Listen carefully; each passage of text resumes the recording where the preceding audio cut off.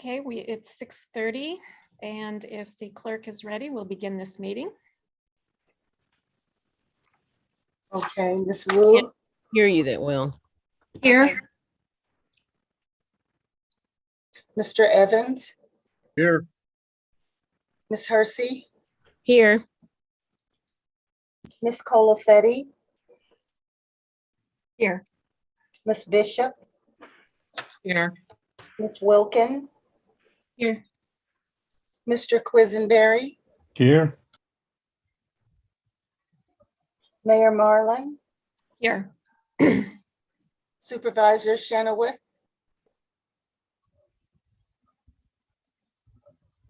Mr. Williams,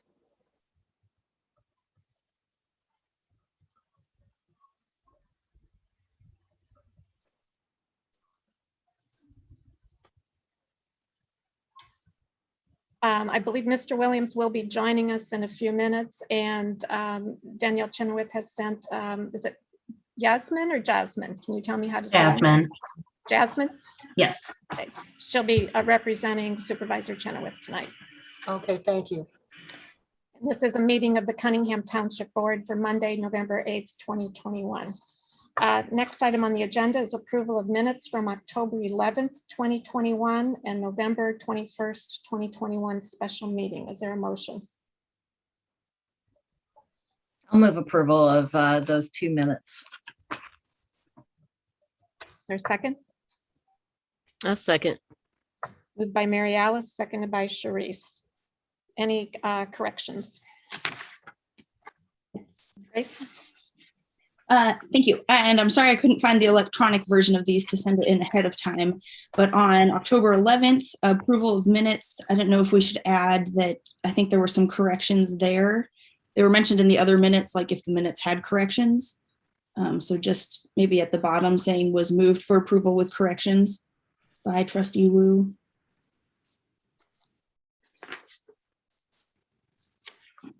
Okay. And for November 1st, just a quick thing to add that the assessor said is fine on the new business, the resolution, just part of the discussion where the assessor agreed to present a policy on the use of that data or images before using or sharing it.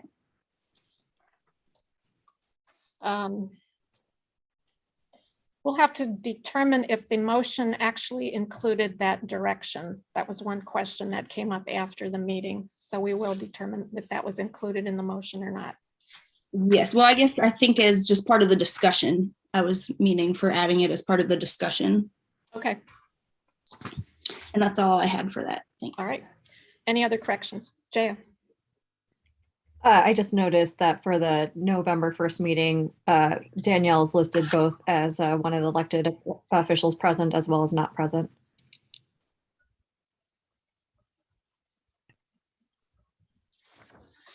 For the November 1st?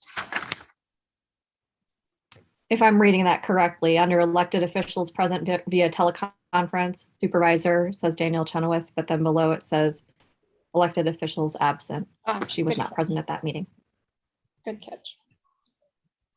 Okay, thank you.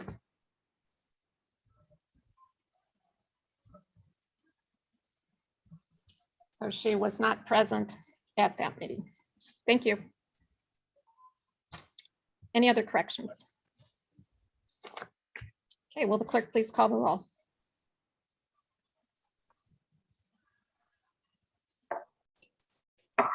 Ms. Wu, Yes. Mr. Evans, Yes. Ms. Hersey, Yes. Ms. Colacetti, Yes. Mr. Quisenberry, Yes. Ms. Bishop, Yes. Ms. Wilkin. Yes. That motion passes. Next up is public participation. If you'd like to speak to the Cunningham Town Board, please raise your hand.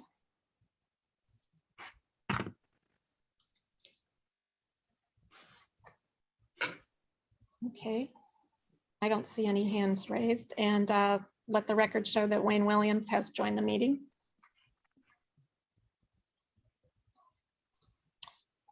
All right, we'll move on to reports of actually committee to verify bills. Jasmine?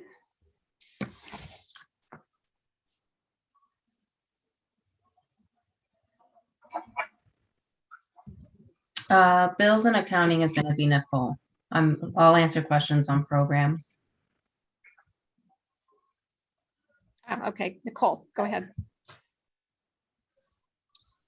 Yeah, sorry, if I can answer any questions if you have them. I'm not sure exactly what Danielle goes over specifically.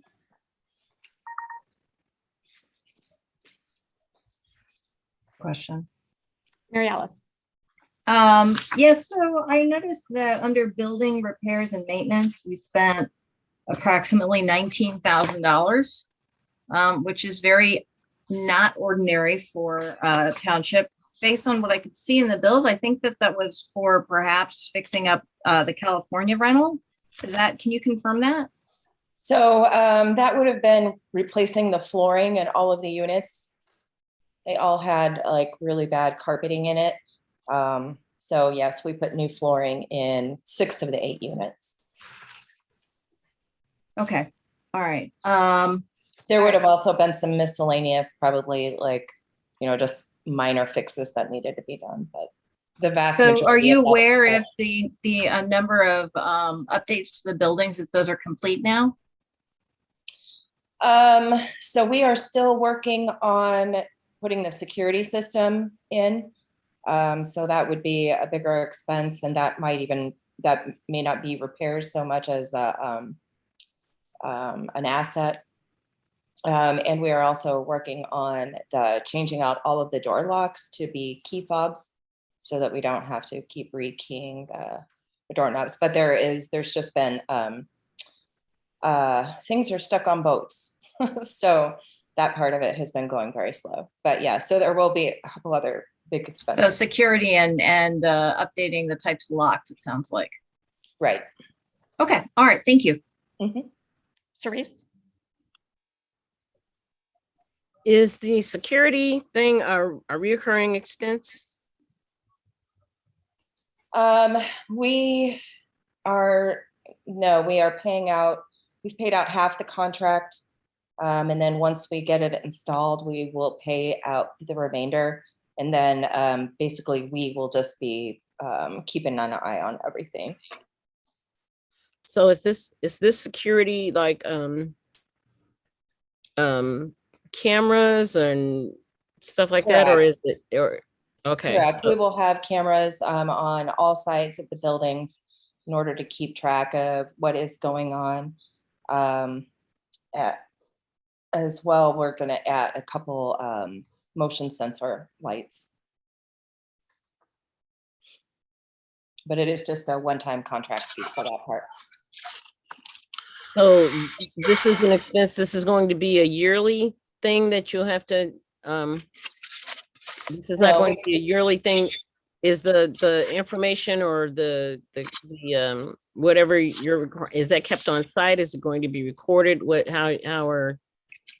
So each of the buildings will have its own server that will be located within the building, locked up, inaccessible to the tenants. And we will have access to that server from the township supervisor's building. It is a one-time installation fee. There are not going to be recurring charges unless for some reason something would happen that would need to be repaired. The equipment we are ordering is pretty much tamper-proof as far as, just people trying to take it off, unlike a system you would put up yourself. So it's really very secured. We'll get all 4 sides of both buildings. Okay, thank you. I wanted to just really quickly, Danielle usually goes over the amount spent in each fund. So $42,660.95 was spent in the town fund. $79,901 was spent in the GA fund for a total of $122,562 in this period. Thank you, Wayne. Thank you, James, did Wayne. you have a question? I do, and maybe I'll have to wait until Danielle is with us, but I'm curious. I am supportive of the security cameras as a as a measure to protect the property. But I am curious about how long the recordings are going to be retained and who is going to have access to see the cameras, either live or footage. I think that's the same kind of question we come across anytime there's imaging going on or cameras going on handled by a public body, just to make sure that those policies, both for auditing and retention and so forth, are shared, just to make sure someone's thought them through. Sure, probably that would be a better question for Danielle, and I can Yeah. certainly discuss it with her and make sure that we. I can also give her a call, but I do think it's something that several of my other colleagues might want to know more about as well. Absolutely, and my guess is that it will be very similar to what we are doing with the supervisor's office currently.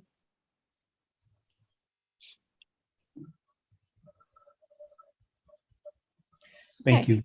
Are there any other questions for Nicole on the town fund I or guess general that's- assistance fund? My ahead. other question is if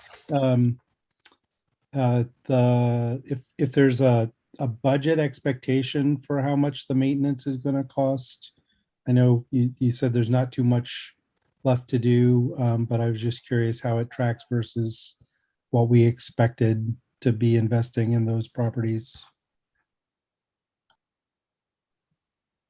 Can you unmute, Nicole? Sorry about that. So far, everything seems to be kind of within, what we were expecting. We are going through as units are opening and painting so that they look a little bit nicer. Occasionally, there will be some, actually, I don't even think we've really had any minor damage. So it's mostly just cleaning the apartments between tenants and changing the locks out right now, since we don't have that key or the key card system set up yet. So nothing too major. I think down the line we are talking about trying to make it more handicap accessible, but that is something we'll discuss in the future. All right, thank you. Right, could we get a motion to approve, to put on file the town fund and general assistance fund reports? I'll move that we put those two funds on file. You're supposed to approve the expenditures.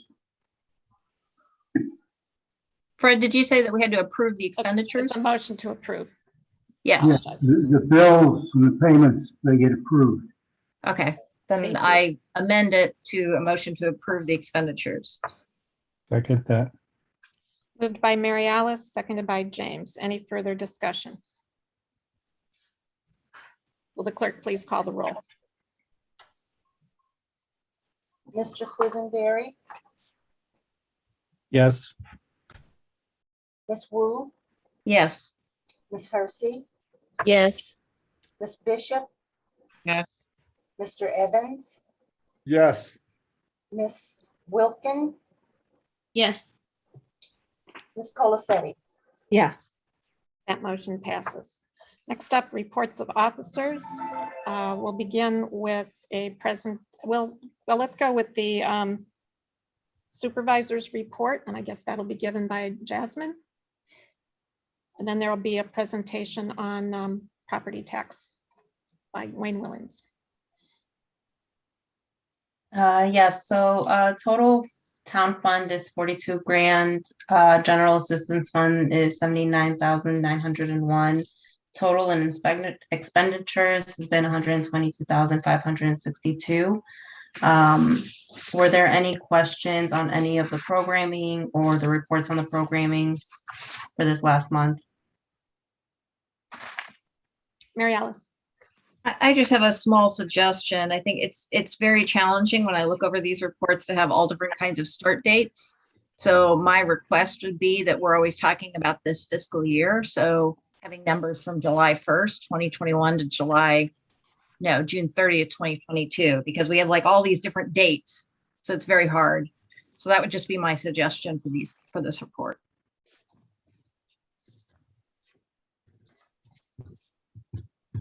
Okay.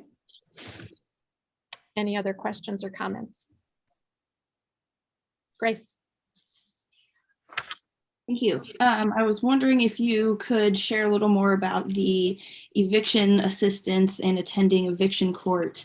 I appreciate the numbers there and some of that information. And I was wondering if there was anything else kind of qualitative or identifying any kind of like needs or potential actions aside from or in addition to the numbers. Yeah, so I think we do note here, but it might have missed that our case manager that does assist eviction or that does attend eviction court does take with them rental assistance application, emergency rental assistance applications as well, so that we can cover the county. We're talking to them. Once they're in eviction court, the ball is a little bit too far down the hill to do any preventative work. But as you may recall, Cunningham Township's rental assistance program does provide move-in assistance. And if approved at times, it does approve first month's rent as well. So it's really helping the next step. And they do take those applications with them to the courthouses. Did that answer your question? Yes, I did in some ways. And I guess wondering too, like, I don't know if there's anything you can share too of like reasoning, like is a lot of it financial hardship and like, do these numbers compare to the past? And it's totally fine to not have all these answers, but just wondering if you have any of that to give a little more context to the situation. Yeah, so I'm not sure about in the past what we've seen in eviction court. I do know though, since eviction court has started, we are seeing the numbers slowly increase each week. I know today in particular, there were 3 afternoon sessions to address first appearance cases. So it is increasing and we are seeing the numbers go up countywide. And you're saying that at that point, it's kind of too far down in the process once they're already in eviction court. Is there another opportunity to intervene before then? Like, do people get, I don't know, a warning or a summons or something first that we could do some of that outreach at that point where like we know people are about to face eviction? Yeah, and we've certainly seen an increase in the calls we're getting of people receiving 5-day notices or that at least a verbal notice from their landlord saying that they are going to be evicted. At that point in time, we do have our staff answering the phones, directing the people to tenant union and Land of Lincoln to receive their legal aid. But we are encouraging them to reach out to them and figure out what their options are. From my understanding at this time, evictions are varying between like fiscal and like financial reasons and more of like safety and health reasons as well. So depending on what it is and why they're facing eviction, their rights change and their next steps change. So it's directing them to the appropriate legal advice and then as well as getting them started on the application processes. And that's what we can do in office. Cool. Thank you. Yeah, well, I appreciate you guys monitoring that. And I'd be able to hear, anything else or maybe speak with the person on your attending those. And, if there's any other ideas of ways we can support, spread the word throughout the community before people get to that point. I would love to continue the conversation. Yeah, absolutely. Any other questions for Jasmine? I would add a little bit of information on the utility disconnects. Yeah, I think the council received some information about this week. I spoke with Ameren, Carly Combest, who's the community relations coordinator there. I know the township has reached out to individuals who had received disconnect notices last week. They can also call, if they get a notice, 1-800-755-5000. And that is the phone at Ameren. Beginning December 1st through the end of March, the disconnect moratorium goes into effect during the winter months. So it's basically the month of November that these notices are sent out. Ameren also said that there will be no disconnect notices sent on November 10th and 11th due to the Veterans Day holiday. And in the month of November, these disconnect notices are weather dependent. So when it gets below, I believe, freezing for a certain period of time, then there is then the disconnect notices are suspended. But at any rate, if they haven't been contacted by Township, they can also call Township or the 800 number. And normally there's options presented to them, including setting up a payment plan, assistance from LIHEAP and that sort of thing. But beginning in November, the disconnect moratorium goes into effect again through the winter months. All righty, thank you, Jasmine. And we'll move on to Wayne for your report.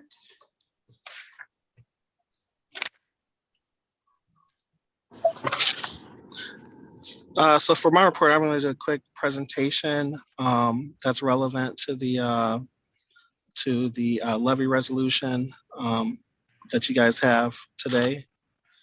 So I am Wayne T. Williams Jr., Cunningham Township Assessor. Jason, can you go to the next slide, please? As Township Assessor, I am the one who develops your property's initial valuation. I am not the one who develops the tax rate. I'm not the one who hears complaints and acts on assessment complaints. I'm not the one who sends you your tax bill. Next slide, please. So if you could please hold your questions to the end, and I can discuss general assessment practice, but we don't quite have time to go over individual parcels. Next slide, please. So in the tax cycle in Champaign County, it's important to know what each body does. The state legislature makes the tax laws. Each taxing body sets its own levy, and you'll begin that process today for Cunningham Township. The township assessors develops values. The county supervisor of assessments equalizes values. The county board of review hears and acts on assessment complaints. The county clerk receives and revises tax levies and develops tax rates. And the county treasurer sends out the tax bills. Next slide, please. So where do Urbana taxes go? As you can see, the biggest chunk goes to the school district, with the next largest chunk goes to the city of Urbana, then the park district. Cunningham Township has the second smallest slice at 2.8% of the tax bill for Urbana residents, with the smallest going to CU Public Health. We do have one taxing body that does not have a tax levy, and that's Urbana Champaign Sanitary District. Next slide, please.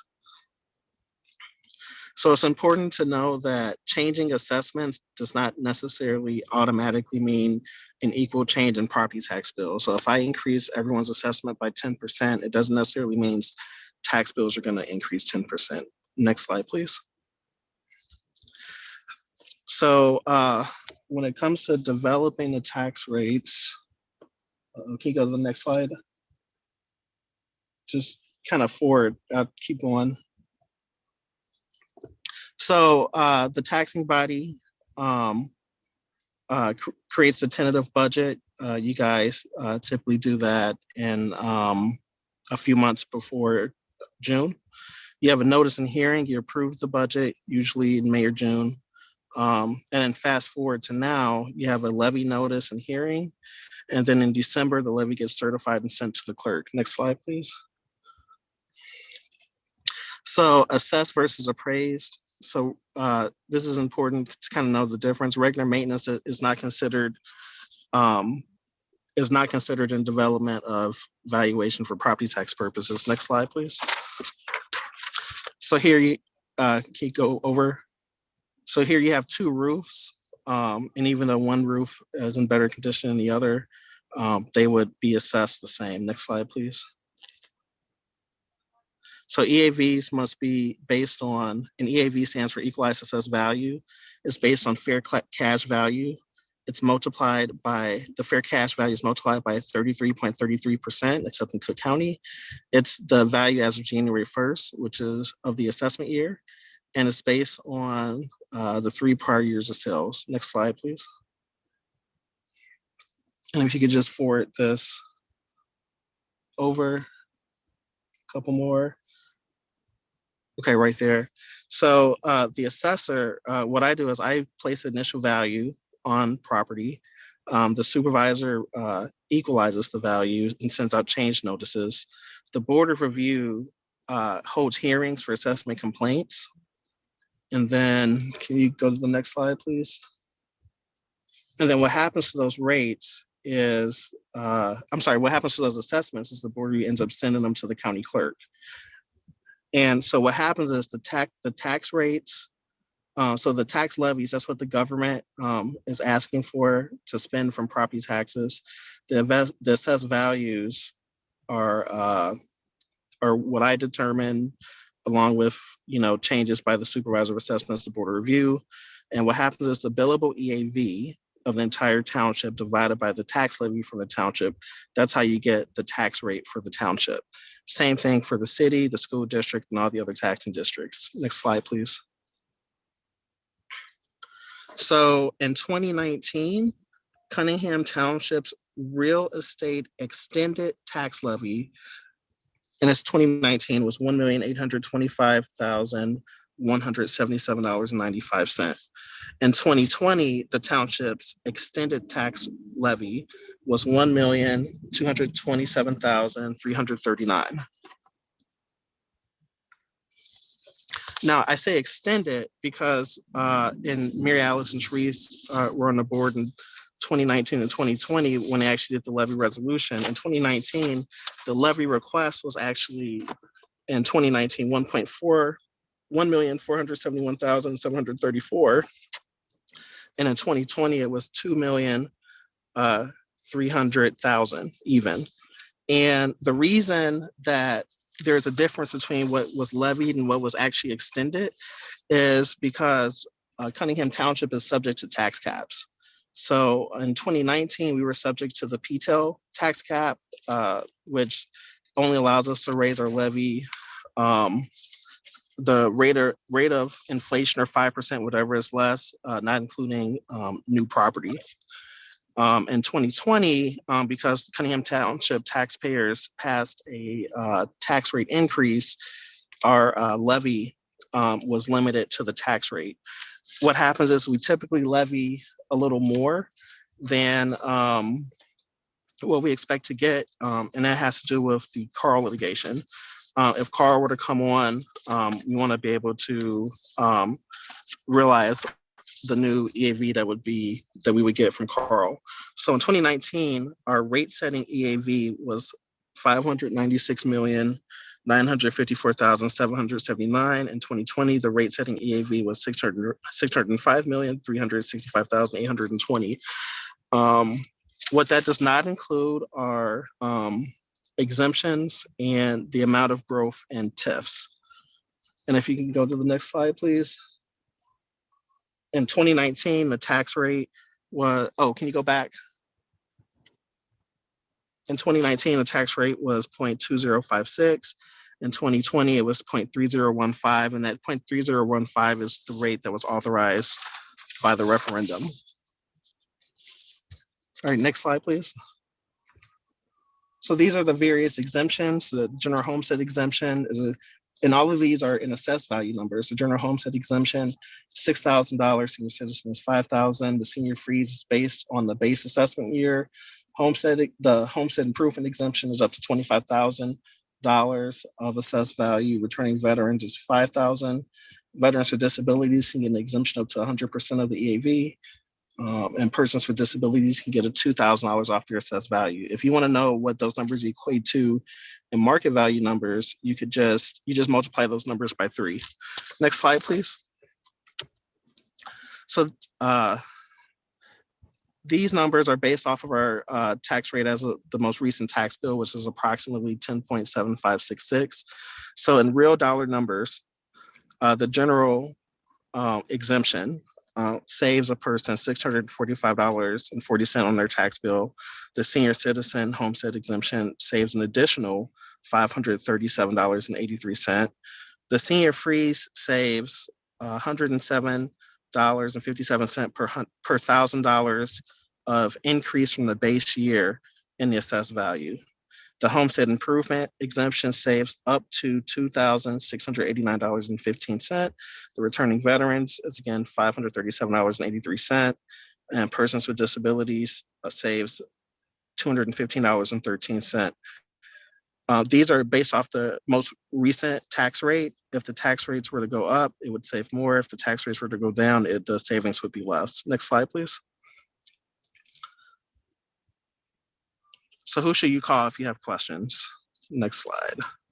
If you have assessment complaints or exemptions, you would want to call the Champaign County Assessment Office, and their numbers are on the screen. If you have questions about taxing body levies and rates, the Champaign County Clerk has all that information.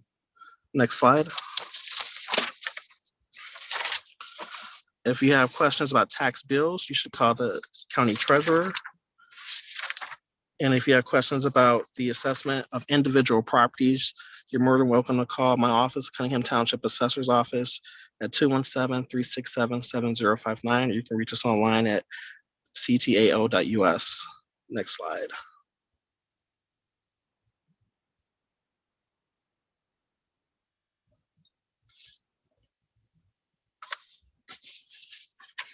You guys have any questions? Question.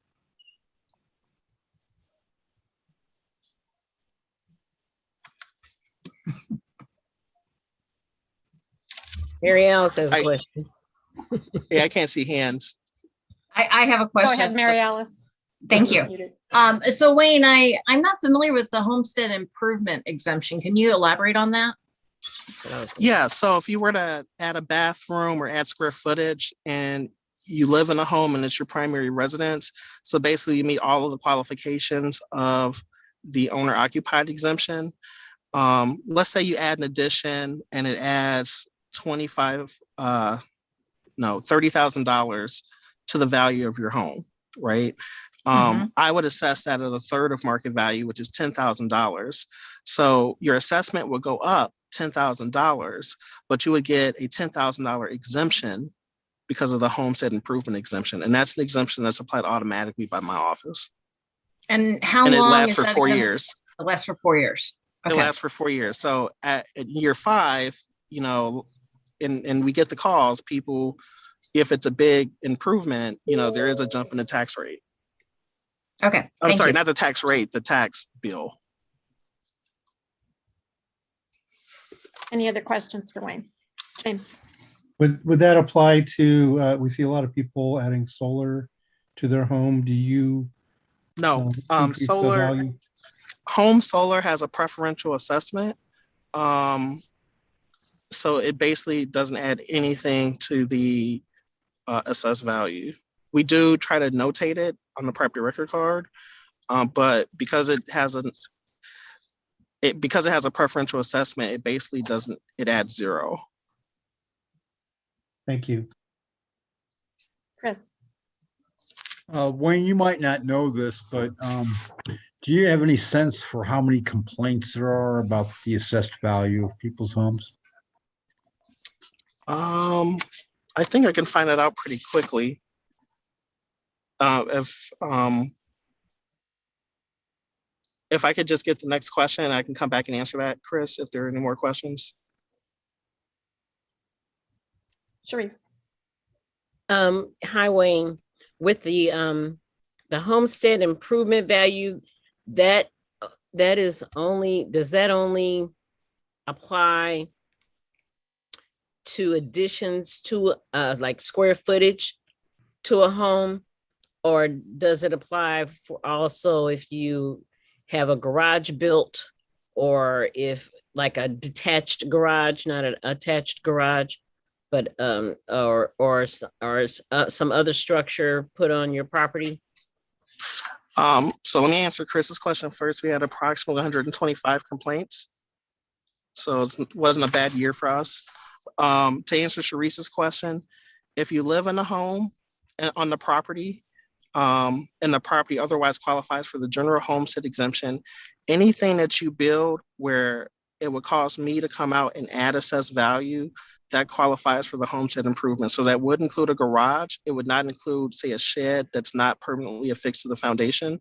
If you added another floor, if you added a bathroom, if you added a porch or a deck or a sunroom, all of those are examples of things that would add to the assessed valuation.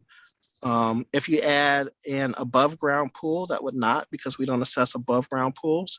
If you add an in-ground pool, that would, because we do assess in-ground pools. We don't assess pergolas. I got that question once. What's a pergola? What? It's kind of like a gazebo. Okay. I had to Google it because I always thought of them as gazebos, but they're not. Okay. There's a difference. Is that something that would be attached to the house? I've just never heard that term. So, You know, I heard it for the first time 3 years ago. okay. They are typically not, but I mean, we didn't have a lot of pergolas growing up where I'm from, so I couldn't tell you. Obviously, we don't have any over here either. Oh, we do. Well, Okay. in Urbana, we have them because I got the question.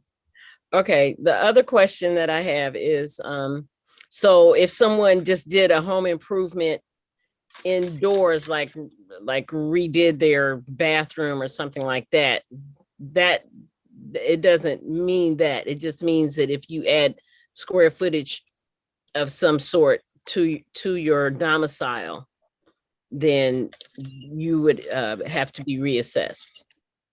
You kind of cut out there. Can you repeat that, please? If you were adding square footage to your house, to your home, then that would cause the home to be reassessed, and that's where the home improvement, home improvement homestead tax would Homestead improvement exemption. It would. Yeah. Or like if you had like a sunroom and you turned it into like living area, right? Like that would cause me to come out and add value to that because it's going, from one type of area to living area, that would trigger the homestead exemption as well. Okay. We have time for one more question. Grace.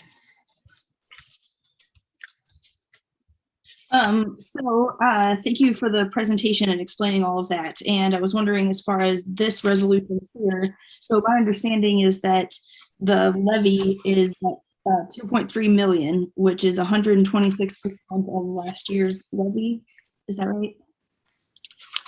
So the levy last year was actually 2.3 million. However, the amount extended was about 1.8 something. Okay. Approximately 1,825,177.95. So the 2.3 million represents 126% increase. So, and again, the reason we do that is we still have some uncertainty about Carl. If Carl were to be added, that's approximately almost a quarter of the assessed valuation of the township, right? So you have to levy to be able to capture that new growth. Otherwise, because we're in a tax cap county, you can't, we wouldn't be able to do that. And this, if we've got general questions, this would be the time to ask. If not, we'll move on to the resolution and the levy, and you can ask questions and discuss it at that point. Oh, okay. Okay. So thank you, Wayne, for the presentation. We'll move on to unfinished business. I don't believe there is any for the town board. Under new business, we have resolution number T-2021-11-015, which is a resolution determining the amounts of money necessary to be raised by the tax levy for the tax year 2021, collectible in 2022. If you're using a paper packet, the resolution appears on one page, and then the second page of the resolution is on the back of the Blue Cross Blue Shield resolution. page. That makes sense. Okay. So Is this is- there a motion to get this on the floor, and then we'll have discussion?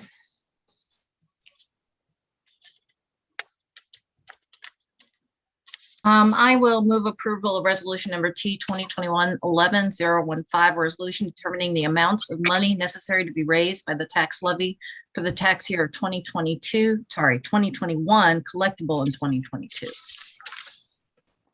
Second. Seconded by, or moved by Grace, or Mary Alice, seconded by Grace. Any So- questions for Wayne?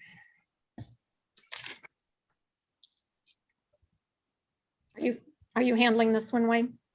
I am. I'm Okay. handling all three of them. So this is a resolution asking, this resolution is required by the Truth in Taxation law. It requires us to put, to pass a resolution to put on file the amount of money we are going to ask for in December. It has to be put so many days before it can be approved and then sent to the clerk.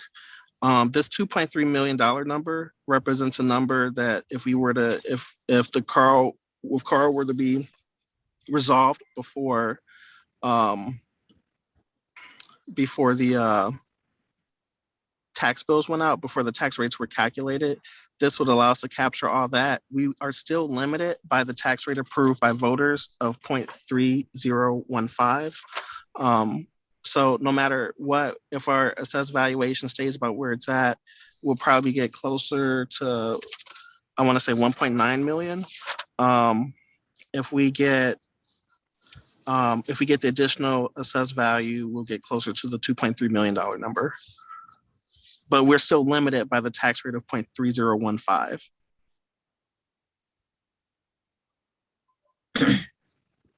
Grace.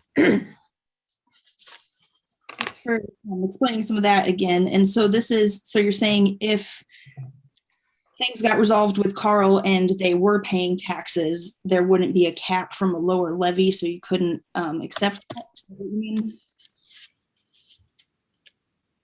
So right now our billable EAV is approximately 635 million, right? So give me a moment to pull out a calculator.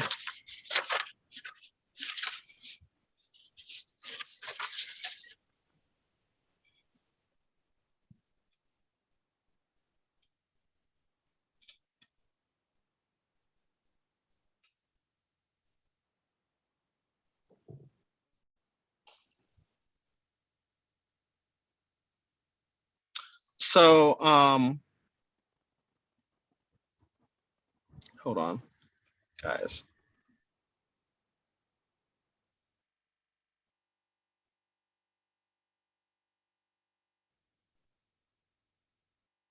So if you take the 2.3 million and then divide it by 635 million, roughly, which is our billable EAV, and then you multiply that number by 100, you get 0.3622.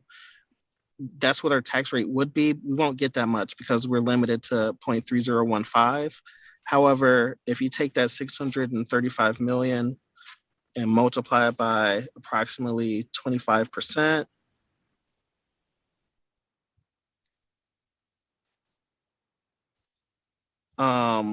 that actually sends our rate down to about 0.2897.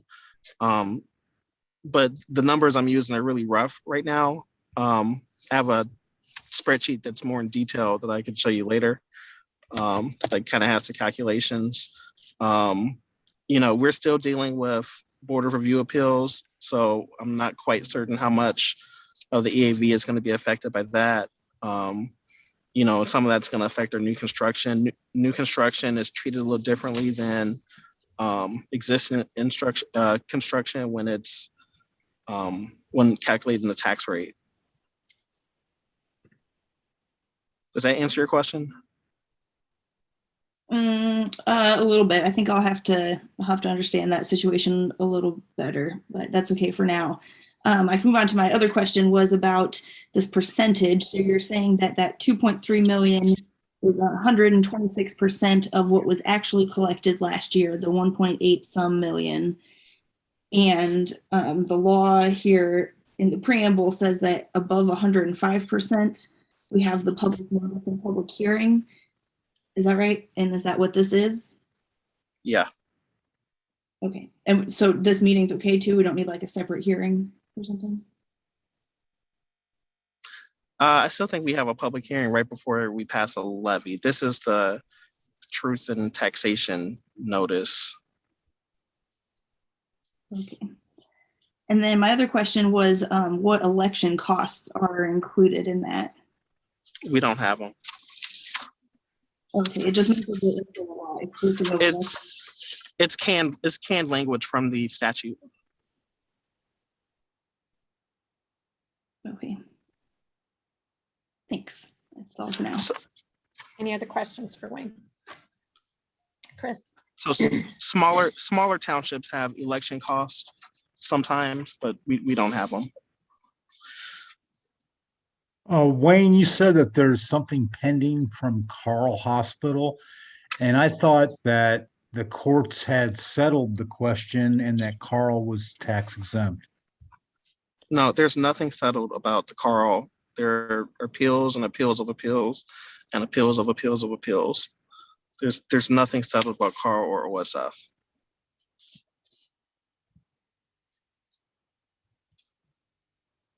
Any other questions? Chandra? So to clarify, we are moving this resolution to, or voting on this resolution to, I guess, put a notice out, and then we have the public hearing, and then we vote again? Yes. Okay. Thank you.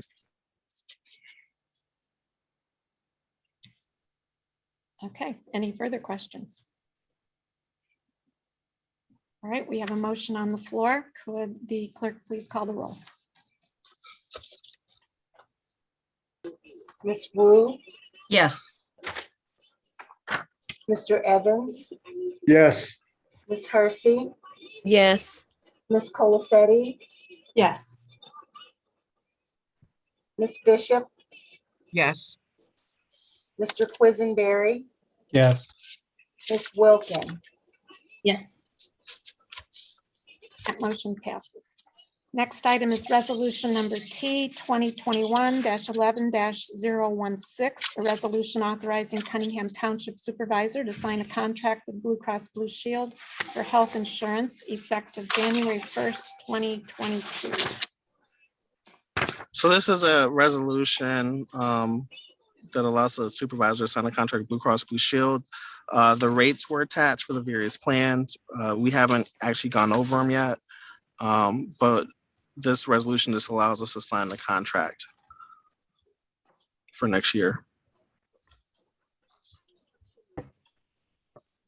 And I ask for approval. Mary Alice. So Wayne, on the Blue Cross Blue Shield, there appear to be 3 different plans, both for the PPO and for the HSA plans. And so based on what you just said, does that mean that you haven't selected one for this year? No, me and Danielle typically do that in December, but we have the rates out now. So do you know which one you guys are going to select? Nope. So we would be giving you approval to select any of them? You booked a cozy Virgo mountain cabin with a kitchen. Yes. Okay. Can you tell me which plan you have this year? The P503 PPO. And is that equivalent to, we have the names on here, we have our blue, platinum, blue, gold, and blue silver. So each plan has a plan number, and so this one is under the blue platinum, the P503 PPO. Oh, it's the very top one. That's the one that you have right now. So then the estimated cost for that one would be $832.60 for just the employee. And then of course you For have employee only coverage. Right, for employee only coverage. Do you know how much this has changed from last year?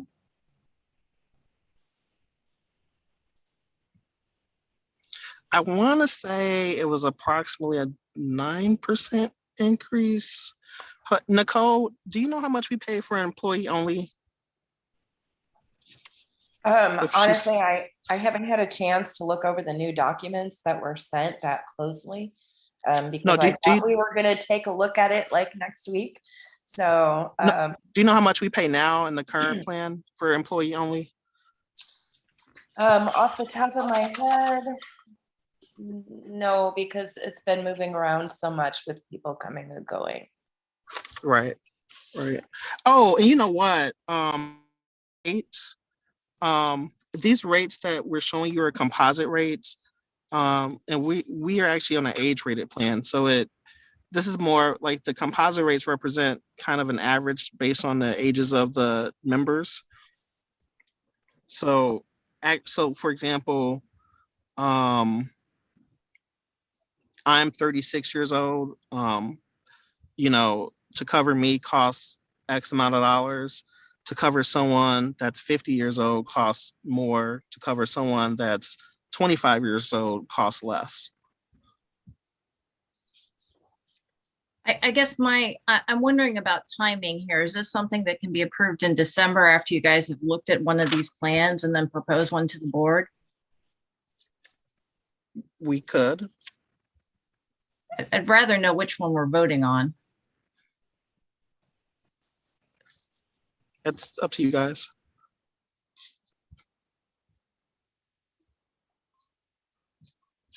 Any other discussion? Sharice?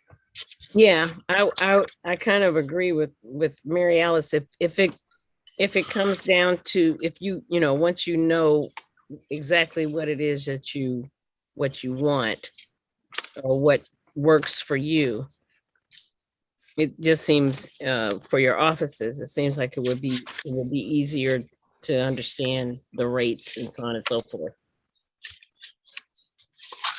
Okay. So would you like to offer a motion to that effect, Mary Alice? Sure. I will move resolution number T 2021-11-016, a resolution authorizing Cunningham Township Supervisor to sign contract with Blue Cross Blue Shield for health insurance effective January 1st, 2022 to the next meeting of Cunningham Township. It'll be the December meeting. Yes. I'll second that. So moved by Mary Alice, seconded by Sharice. Any discussion? Well, because the other thing that I noticed in the resolution is that it says establishing a flexible savings account for the township will allow employees to save on their healthcare costs. So that's the next resolution. Oh, okay. So should these two resolutions be connected or? They don't have to be. I don't think they should be. They're two totally different things. Okay. Well, they're different in that they're different services, but you can have flexible spending and not have the health plan. So they are different as an employee. It'd be best to consider them separately. Okay. So, I guess, what I'm thinking, so with what you have now, you have what's going to be with the other resolution, you have the flexible thing to save on your health care? Yes. Okay. Just This trying to resolution understand. focuses on the contract itself. Yeah. Right. So the resolution we're on is the health insurance. Right. It's the Blue Cross Blue Shield. I'm just trying to understand how this works. Not being insured myself. Okay. Okay. Chandra? So this resolution is for them to sign the contract with Blue Cross and Blue Shield, correct? Not necessarily will they have the opportunity to then just tell us which one they choose in December? We can vote that they have the permission to sign the contract, and then when December comes, they just tell us which plan they've chosen. Do we have any bearing or impact on whether or which plan they even choose? So does it matter if we tell them to sign the contract this month or next month? Give that permission? That's just my input. Is that a question? Is that a question for me or? Okay, well, does it matter whether we give you permission today or next month to sign this contract? And when you come back next month, if we pass this resolution today, you can come back next month and tell us which plan you've chosen, correct? It won't Yes. matter either way. Right. Well, I mean, it matters. It matters because we need part of the duties of the township board is to approve signing of contracts. Right. What we pick, I mean, we can pick every single health plan we can pick every single health plan on the sheet to offer and let employees just choose. So my thing is, us giving you permission today or next month, it doesn't necessarily impact which plan you choose ultimately. No, I mean, you all don't really have the say over which plan we choose. Okay. I mean, obviously, we would choose something within our budget, but yeah. All right, currently there's a motion on the floor to move this item to the December meeting. Is that still the will of the board? Nicole has a question. Okay, let's go ahead and vote on that. I think Nicole wanted to say something. Okay, go ahead, Nicole. I'm sorry, I just want to cut in here. I think part of the reason that we're putting the contract part at this meeting is because we do need to get that taken care of. I think we were trying to do it by the 1st of this month, so we're a little bit late. Again, it's just the confirmation that we are allowed to keep using Blue Cross Blue Shield as opposed to moving to someone else. So moving it to December would actually not be the best of things, just because we're trying to get all of this taken care of. It most likely would require us to have a special meeting.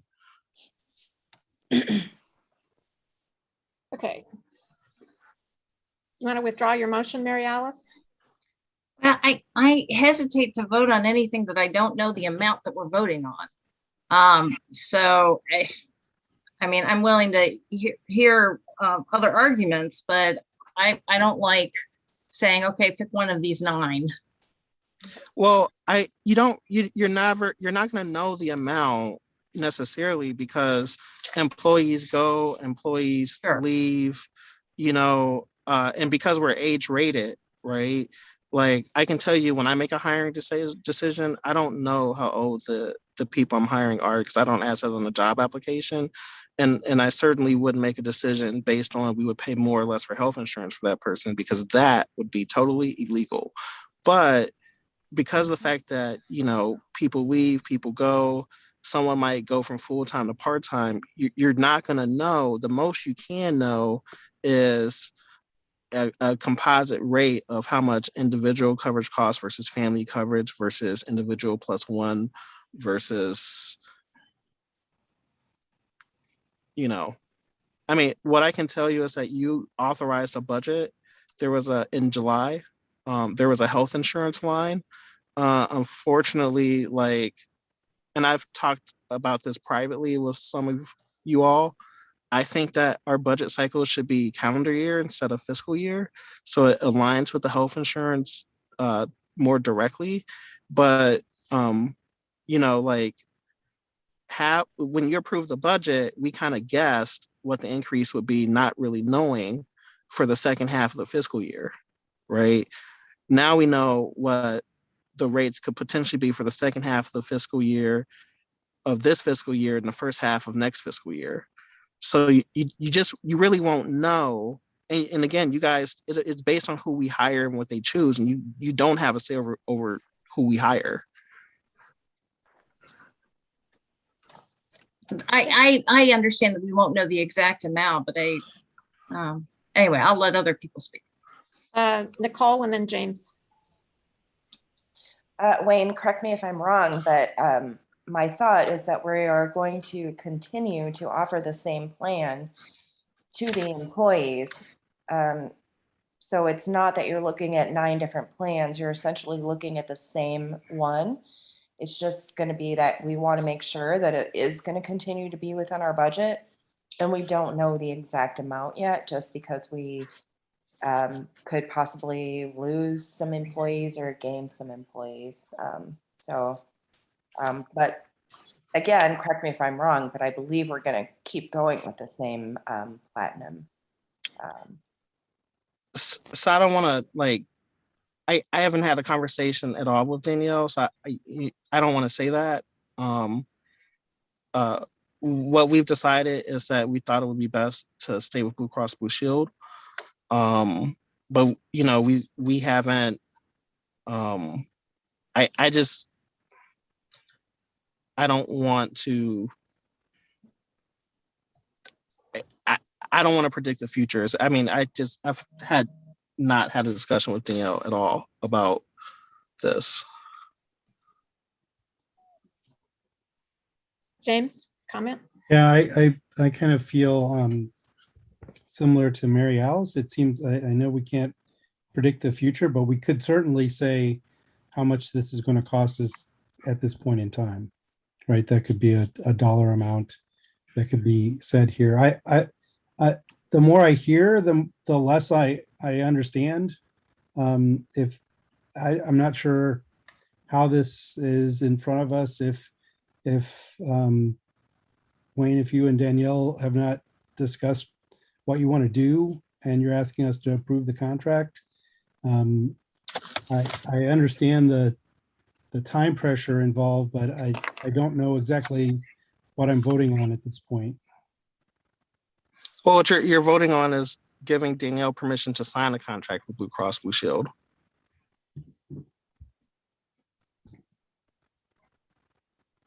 But what's the dollar amount? What's the commitment that we're making at this point in time?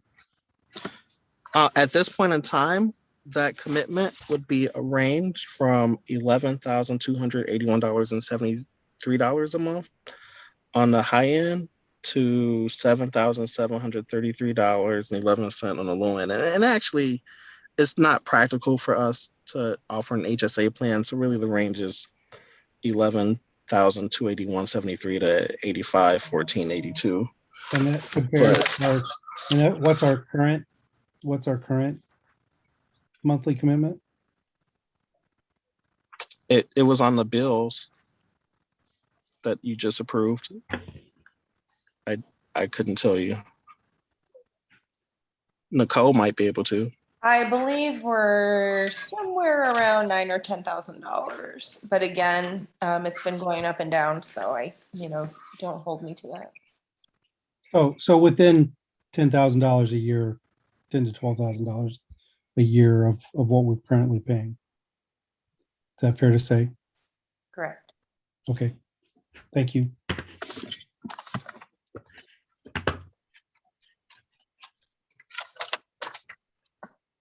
Grace.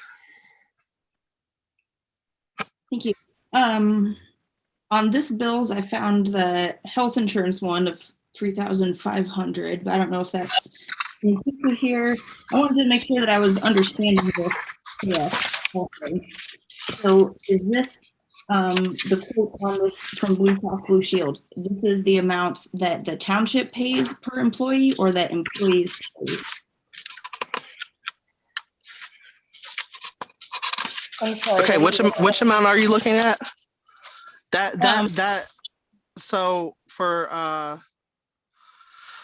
So the township pays 100% for employee only. I believe for employee plus one, employees pay $100 a month, and employees pay $400 a month for employee plus family.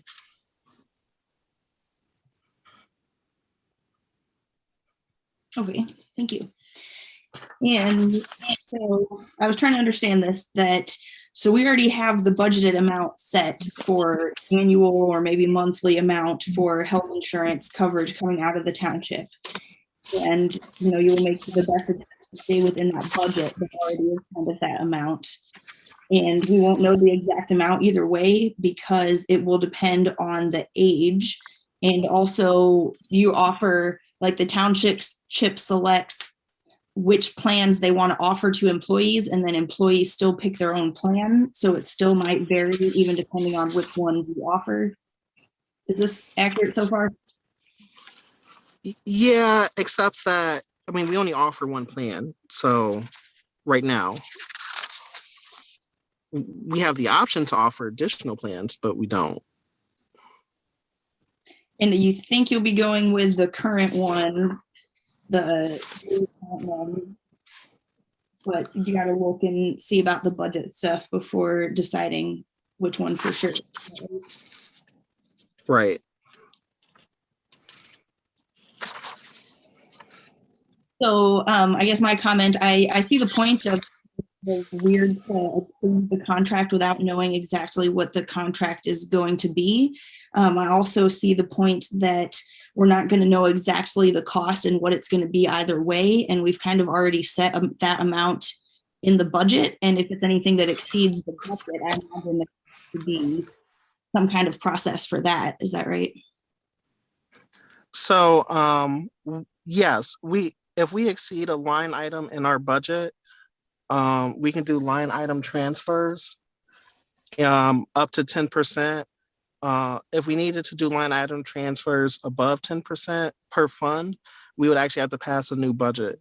Since I've been assessor, we've done line item transfers every year, except for last year where we passed a new budget, but a lot of that had to do with we had a lot of grant money coming in.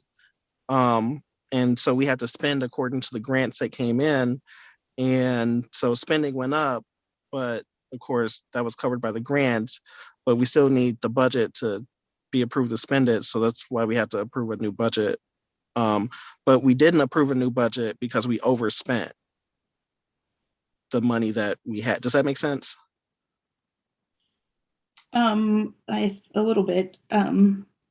So the way I see it here too, our options would be either have a special meeting before December 1st or whenever we need to agree to this so that it doesn't push back their thing. It seems like it wouldn't work well to push it back to the next regular meeting. So we'd have to do a special meeting before then, or now, knowing that we would have to approve a new budget if it went beyond 10% if it's already allocated for health insurance.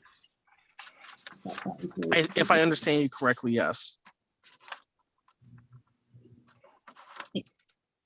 We have a meeting on the 15th and the 22nd. The 29th is the 5th Monday, and there's no council meeting. That's probably the meeting that we would do. Maybe. Depends on people, if people are available. Jaya. I did want to come back to what's in the income and expense that we just approved, because health insurance is listed for October 13th through November 2nd is $3,580.24. And I don't know if that's because it's only a partial month, but even so, it doesn't get to that 11,000. So I guess I would also want to see, I understand, again, we've approved that budget, but just out of what I feel is best practice, I want to know what I'm voting on. And so I'd like to know which number we're voting on, especially since it's not clear with what we are currently reviewing where that difference would be. Okay, I think we'll go ahead and vote on the motion that's on the floor unless there's anything else people want to add. Which motion's on the floor? So the motion on the floor is to move resolution T 2021-11-016 to the next township meeting. And that could be a special meeting or the next regular meeting to be determined. It was moved by Mary Alice, seconded by Sharice. Will the clerk please call the roll? Ms. Wu, Yes.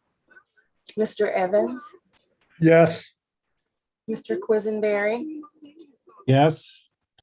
Ms. Bishop, No. Ms. Colacetti, Yes. Ms. Hersey, Yes. Ms. Wilkins. Yes. That motion passes 6-1. And we'll move on to resolution number T 2021-11-017, which is a resolution authorizing Cunningham Township Supervisor to sign a contract with key benefit administrators. This is a resolution to authorize the township supervisor to sign a contract for flexible spending with key benefit administrators. The contract is attached. We have asked for extensions to get this signed. And all the information is in there. The cost and everything. Of course, the cost depends on how many employees, want to use it.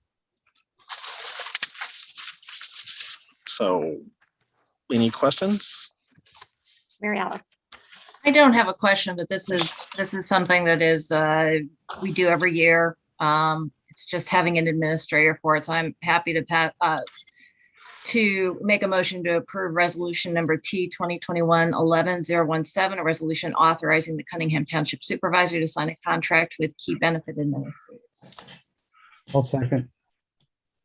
Moved by Mary Alice, seconded by James. I did notice in the contact information, you're still listing Darcy Sandifer as an additional contact and a billing contact, and I assume you'll want to take that out of the. Yeah, we'll take that out administratively. Okay, any discussion on this one? All right, will the clerk please call the roll? Ms. Wu, Yes. Ms. Hersey, Yes. Ms. Colacetti, Yes. Mr. Quisenberry, Yes. Ms. Wilkin, Yes. Ms. Bishop, Yeah. Mr. Evans. Yes. That motion passes. Okay. with And no- if I may, just really quickly, Danielle's predecessor moved the township from the city plan to where the township has their own plan.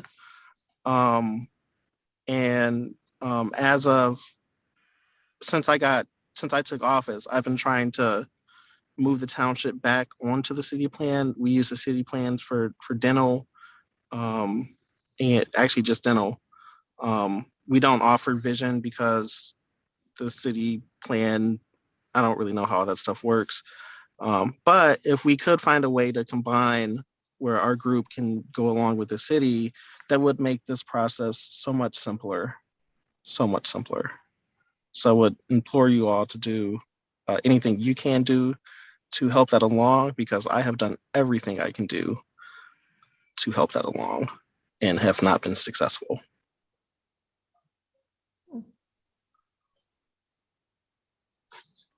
Okay, thank you. That's all I wanted to say.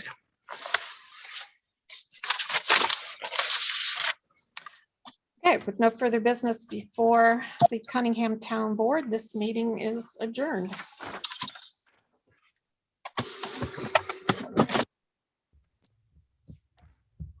When the clerk gives the signal, we will move on to the Urbana City Council meeting.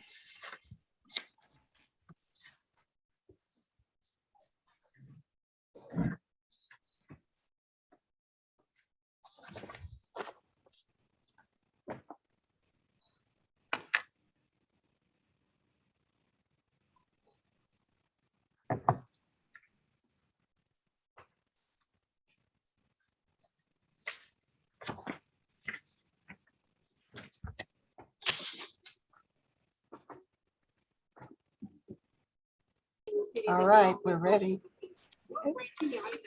I'd like to call to order this meeting of the Urbana City Council from Monday, November 8th, 2021. Will the clerk please call the roll? Ms. Wu, Here. Mr. Evans, Here. Ms. Hersey, Here. Ms. Colacetti, Here. Ms. Bishop, Here. Ms. Wilkin. Ms. Wilkin, Here, there's some background stuff. It's kind of hard to hear something in the back, but I'm here. Mr. Quisenberry, Here, Mayor Marlin. Here. Thank you. Next up is approval of minutes from previous meetings of October 11th, 2021, October 25th, 2021, and the joint town hall meetings of October 28th and 29th of 2021. Is there a motion for approval? I'll move approval. Second. Moved by Mary Alice, seconded by Grace. Are there any substantive changes? I would just say I sent some in already on email. I think people Okay. saw. Yeah, that was related to the appointment of the city engineer and the staff present. Okay, any other changes? Okay, will the clerk please call the roll? Ms. Wu, Yes. Mr. Evans, Yes. Ms. Hersey, Yes. Ms. Colacetti, Yes. Ms. Bishop, Yes. Ms. Wilkin, Yes. Mr. Quisenberry.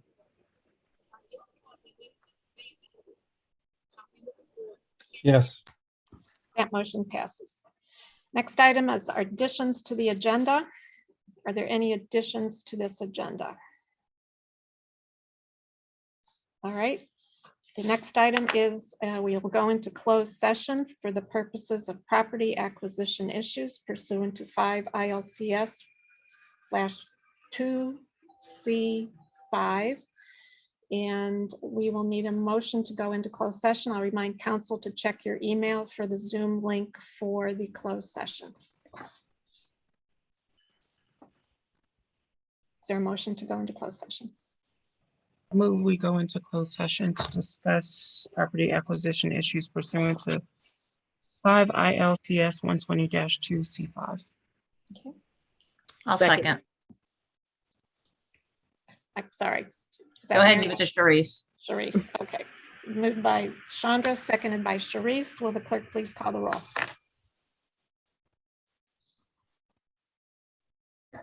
Ms. Wu, Yes. Mr. Evans, Yes. Ms. Hersey, Yes. Ms. Colacetti, Yes. Ms. Bishop, Yes. Ms. Wilkin, Yes. Mr. Quisenberry, Yes. Mayor Marlin. Yes. All right, please check your email and we'll go into closed session. And be sure to exit from this Zoom meeting, please.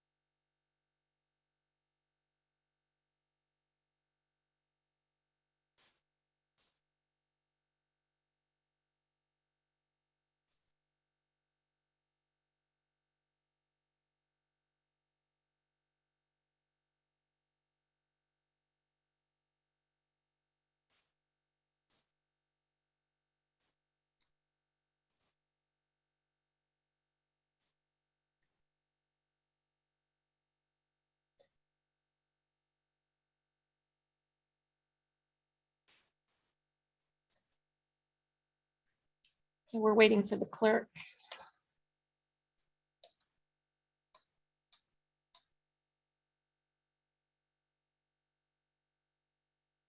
Okay. All right, I'm here. Okay, great, Phyllis. All right, I would like a motion to come back into open session. I'll move that we come back into open session. Is there a second? A second. Moved by Mary Alice, second by Sharice. Will the clerk please call the roll? Miss Wu, Yes. Mr. Evans, Miss Hersey, Yes. Miss Colacetti, Yes. Miss Bishop, Yes. Miss Wilkin, Yes. Mr. Quisenberry, Yes. Mayor Marlin. Yes, that motion passes. We'll move on to presentations and public input. The first presentation is youth programming and our social services staff report. Well, Sheila Dodd and Braden Belcher.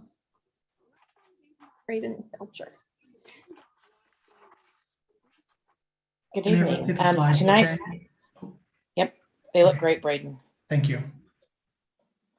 Tonight, we're going to talk about our community consolidated social service funding and give you a little bit of background as well as our suggestions for this year. Next slide, please.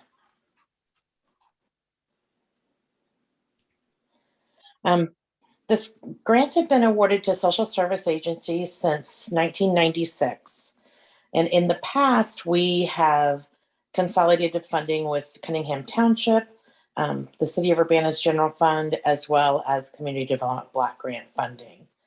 This year, Cunningham Township decided to focus their funds on programs that that complement their services. So we have consolidated down to just the general fund and Community Development Block Grant funding. And so we have a total funding this year of $100,000.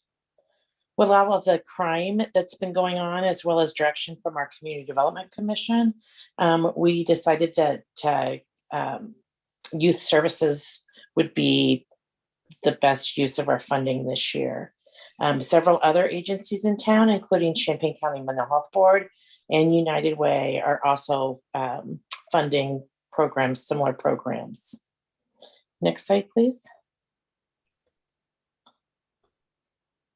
So through this grant, the City of Urbana seeks to fund programs that meet the needs of Urbana children and youth from early childhood through the age of 22.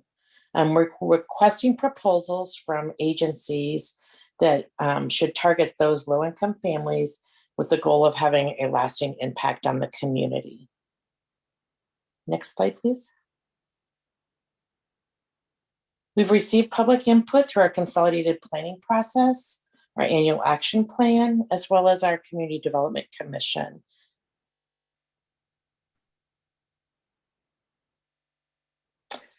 Once we receive direction this evening, we will market this funding opportunity through our prior grantees, Human Services Council, Council of Service Providers to the Homeless, the United Way, the city's website, as well as persons who have called over the past few months showing interest in our grant funding.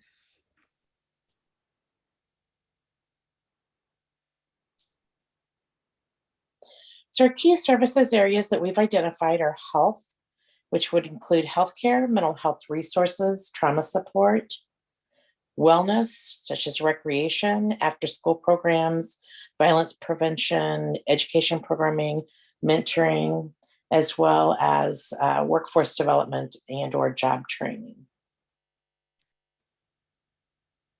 Our suggested timeline is on Monday, November 15th. We will open up our application portal. On November 19th, we will have an application workshop Zoom meeting that will also be taped, so it'll be available by YouTube. December 17th, the completed applications are due at 4 p.m. through the portal, or by noon if applicants are submitting paper applications. The internal team will review the applications the week of January 3rd through the 7th.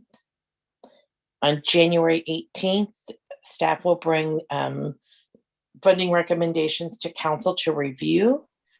On January 25th, we'll take those recommendations to the Community Development Commission for review. And then finally, contracts will be brought to the Committee of the Whole on February 7th.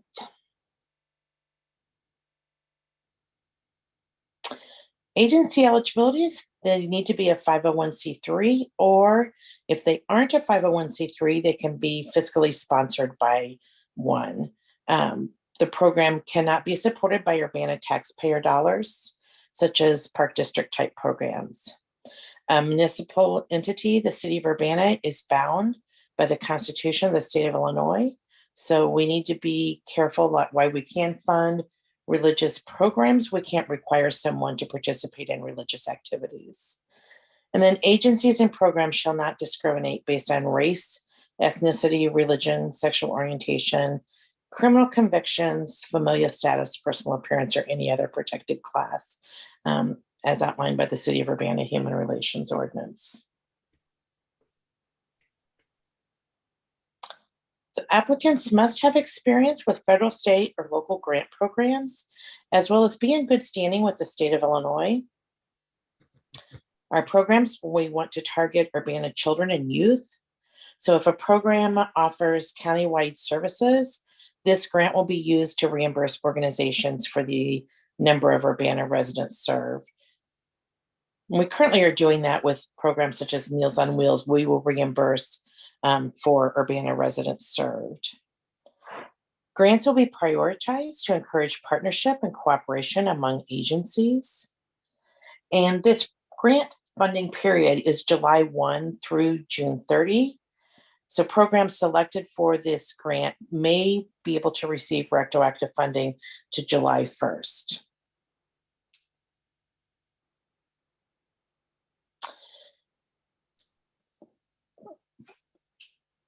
We'll use the following criteria for the application evaluations. And these are similar benchmarks, and scoring that we've used in prior years.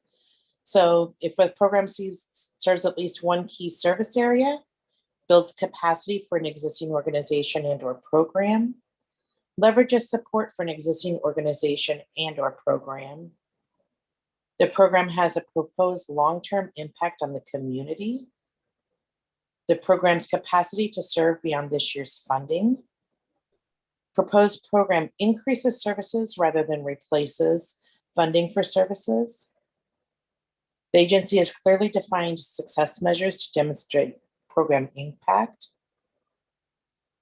The agency has previously received grant funding from the City of Urbana and has a strong performance track record. Proposed program collaborates with other agencies to leverage resource. And finally, diversity of board and staff. And all of this evaluation criteria, we will go over with the individuals during our technical assistance, as well as a part of our funding application. So technical assistance will be available from November 17th through December 16th. Our contact information is there. Typically what we've done in the past is we will start a list of frequently asked questions, and then people who are in the application process, we will send them to them periodically so that everybody gets the same information at the same time. Our training workshop will be on November 19th, and then we'll have the video of that workshop available for those who may not be able to attend the meeting.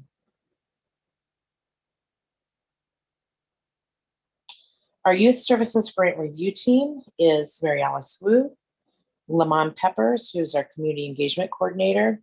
He has a lot of experience with youth programs, Braden Belcher, and myself.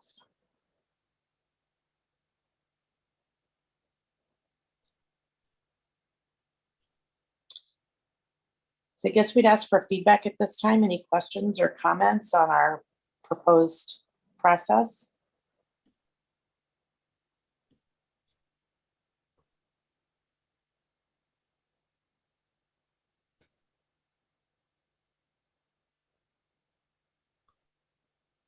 Hello?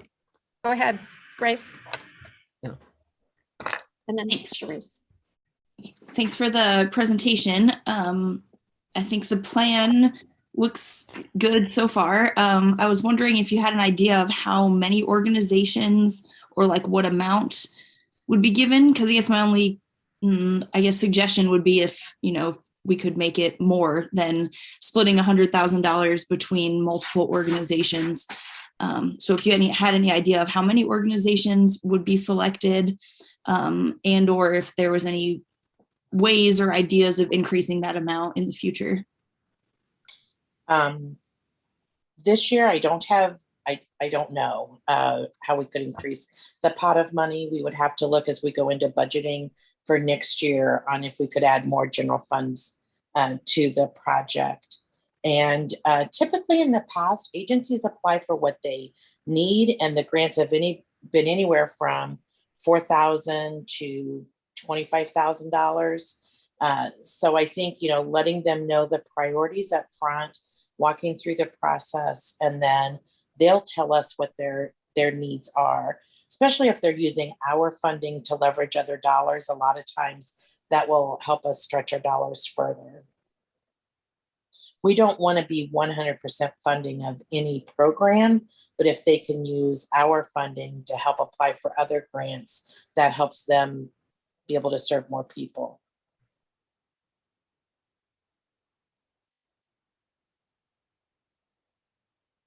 Okay, go ahead, Sharice. I just wanted to comment too about how important it is, especially for people that may not understand the application process. And one of the most important lessons that I learned when I was first on city council and having to go through this is it's extremely important that people who even think that they know what they're doing in filing for these grants go to do the meeting on how to fill out the grants, because not filling it out correctly can actually kind of put you out of the running for getting that grant. And so even if you think you don't need it, it's just very important that you still go and follow the instructions and follow how this application process has to go. That's why we are opening the portal up for the online application on November 15th. And then when we have our training on the 19th, hopefully people will have had an opportunity to look at it and be able to ask questions.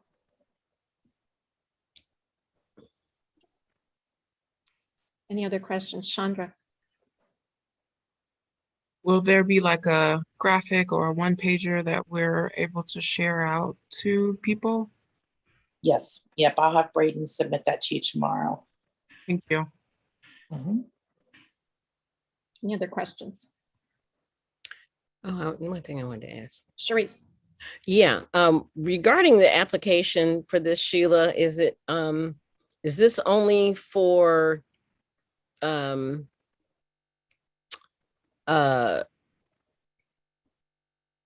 programs that are located within the Urbana city limits, or can anybody put in an application for this? Anybody in the Champaign-Urbana area? Anybody in the Champaign-Urbana area can put in an application, but their program has to serve Urbana residents. So for example, if Don Moyer Boys and Girls Club decides to apply, even though it's a county-wide program, we would want to reimburse them for the number of Urbana residents that they serve.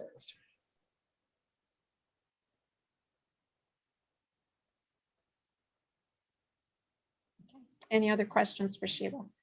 And I'm sure you could email Sheila and Braden if you did have questions after today. Okay, great. Thank you, Sheila. Thank you, Braden. Thank you. Have a good night. Spread the word. All right, next presentation is presented by Council Members Wu and Colasetti, and it's the Voices of West Urbana petition. Yes, so Jason, if you could promote CK Gonzalez, Lois, and Eric Sachs. A little while ago, the West Urbana area decided to really take to heart the comprehensive plan and tried to communicate to the neighborhood what was going on and ways that people could provide input and so forth. And so they formed a group called Voices of West Urbana, VOW, and they put this together. So the first time I saw this was about 2 weeks ago when they asked me if I would be willing to support a presentation based on the findings that they've been able to gather. So we have Eric Sachs, Lois Steinberg, and Tina Gonzalez here tonight. And Jaya, thank you very much for being my second to get this on the agenda. I appreciate that. I'm going to turn it over to Eric so he can tell you more about it. Well, thank you very much. Thank you for the opportunity to present tonight our petition for protecting West Urbana. Voices of West Urbana is a grassroots organization of neighbors who spontaneously came together to discuss their concerns about West Urbana and to brainstorm solutions. Today, I will read our petition and then give a few brief comments. I'll be followed by Lois Steinberg, who will read selected comments from some of the more than 200 people who signed the petition. And lastly, Tina Gonzalez will speak in a more detail about a few of the solutions that we kindly ask you to consider. If I can share my screen, I'll share the petition with you. Let's see if I can do this. And I'll do that, and we'll go to here. There we go. So let me reorganize this just a tad. And the petition. So, we wish to join our neighbors to protect the livability of Urbana. We seek for the West Urbana neighborhood a future consistent with its unique residential character and small town feel, with its historic architecture and with its quiet tree-lined streets, mix of low density and medium density housing, and exceptional walkability and bikeability.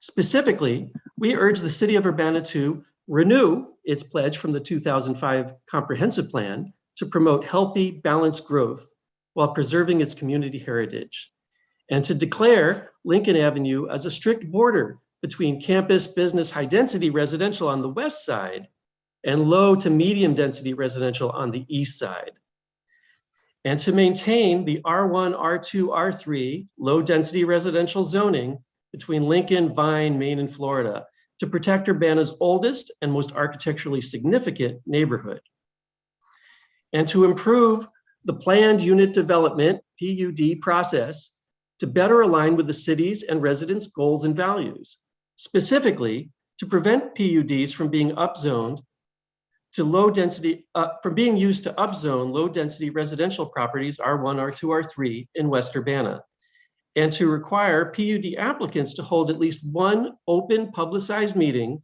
with the neighborhood to seek input on each proposed development and to incorporate public feedback into proposal revisions, and to require the scale and density of PUDs to be compatible with nearby existing structures.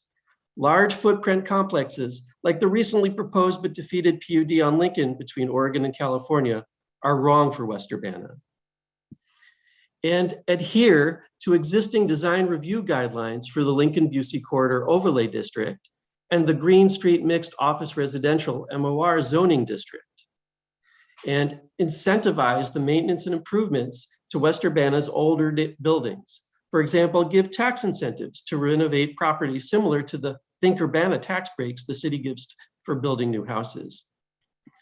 And to promote the rehabilitation of currently subdivided rental houses in West Urbana back to their intended use as single-family duplex properties, and to encourage use of Urbana's central business district as the most appropriate area for high-density, mixed-use business and residential development, not West Urbana. We will join with and support others similarly seeking to protect the character, public spaces, and tree canopies of their neighborhoods. And so in closing, I'd like to point out that this petition really has two types of statements. First, there are vision statements we would like included in the comprehensive plan. And secondly, there are specific requests to redress current problems with the PUD process. In recent years, the Planning Commission has been encouraging the use of PUDs to get around zoning. And this encourages land speculation that harms the neighborhood and discourages homeowners from investing in the maintenance and improvement of their properties. Strong guardrails against upzoning, if implemented, will discourage land speculation and return to the community a more level playing field. And thank you. I'd like to turn this over to Lois, if I may. Yes, hi, thank you. I will read selected comments from signers of the petition. The steps outlined in this petition are necessary to support the health and sustainability of the West Urbana neighborhood and preserve a true gem in our city for families of all kinds to live in, invest in, and pass on to future generations. Desperately hope to protect the character and feel of my West Urbana neighborhood. I heartily agree, particularly with the intense development in Champaign and North in Urbana. We need to preserve neighborhoods as well as the vital core of what gives Urbana its rich character. Protecting the tree canopy and the historic homes of Urbana is the most important to me. This preserves the character of Urbana. West Urbana is a great neighborhood winner from the American Planning Association. I ask that the Planning Commission and the City Council to do no harm. We, the residents, have continued and maintained this neighborhood as a jewel for the city of Urbana. And the last comment is, West Urbana is an absolute gem. When I have visitors from other parts of the country, they are in awe of this neighborhood. Its huge trees, its distinctive houses and gardens, its cobblestone streets and street lamps. For the long-term well-being of Urbana, this neighborhood needs to be protected. I am so sad to see parts of historic Urbana already partially damaged through the building of large apartment houses over the ruins of historic Victorians. We can't continue that pattern. I think we all know better now. Thank you for your attention. I'd like to close for our group. I'm CK Gonzalez. You all know me as Tina. CK is my legal name. Tina is what people call me. I'd like to close for our group by pointing out that our neighborhood is not the only one in Urbana under threat. You each represent wards and neighborhoods. We hope that in the comprehensive plan process, you will ask the city staff to work with neighborhoods across Urbana, each of which have separate individual interests and concerns.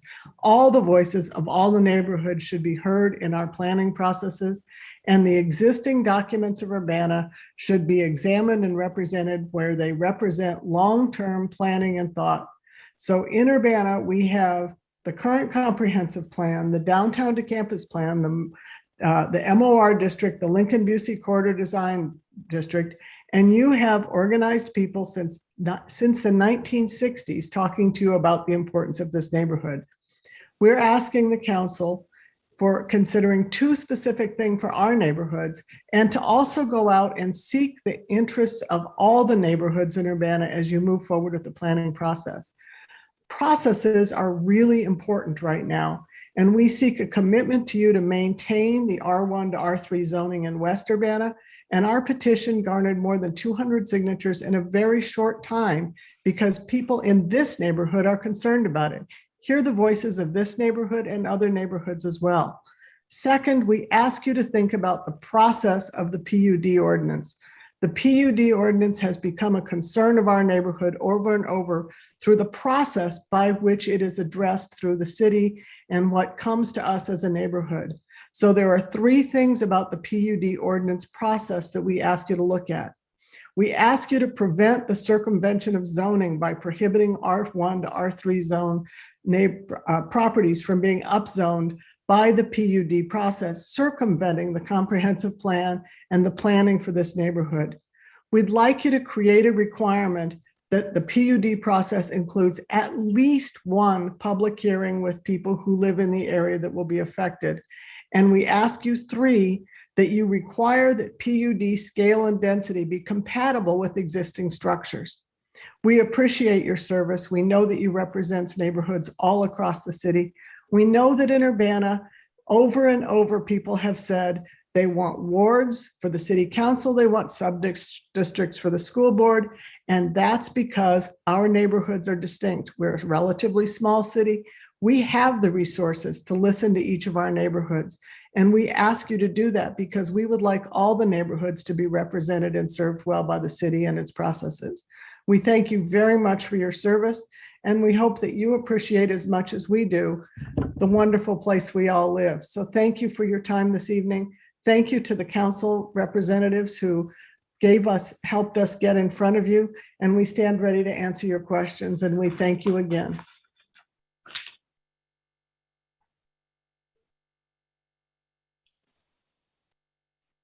Diane, you're muted.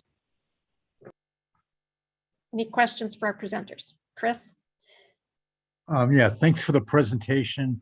And you are absolutely right. West Urbana is one beautiful place, no doubt about it. My question is, some people listening to this, as well as reading the petition, might say, you're discriminating against low-income people and students. How would you respond to that? I would say that this is already one of the most densely populated neighborhoods in Urbana, and I would tell you that it's also a place that, because there are older homes here that people can live in, it is also among the more affordable places if you want to live close to campus. The new apartments that are being built, those are not affordable housing. Those are mostly rented by students from fairly wealthy families. If you look at the rents for those families, the PUDs that are being built are not built for affordable housing. I have friends and neighbors who are living in this neighborhood because they can rent a place in one of the houses in this neighborhood. I think that if you compare across the city, the new developments are not adding to sustainable housing for increasing affordable housing.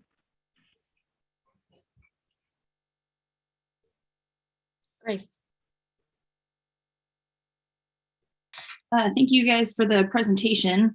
And I was wondering, maybe question for maybe on the city end and then you guys as well, with the PUD public hearings. I was under the impression that we already have that. So first question is if that's the case, and if this is different because it's the applicant holding the hearing rather than the city, or does the city not hold those anyway? I'd ask Kevin. Oh, yeah, Kevin should answer that. Are you there, Kevin?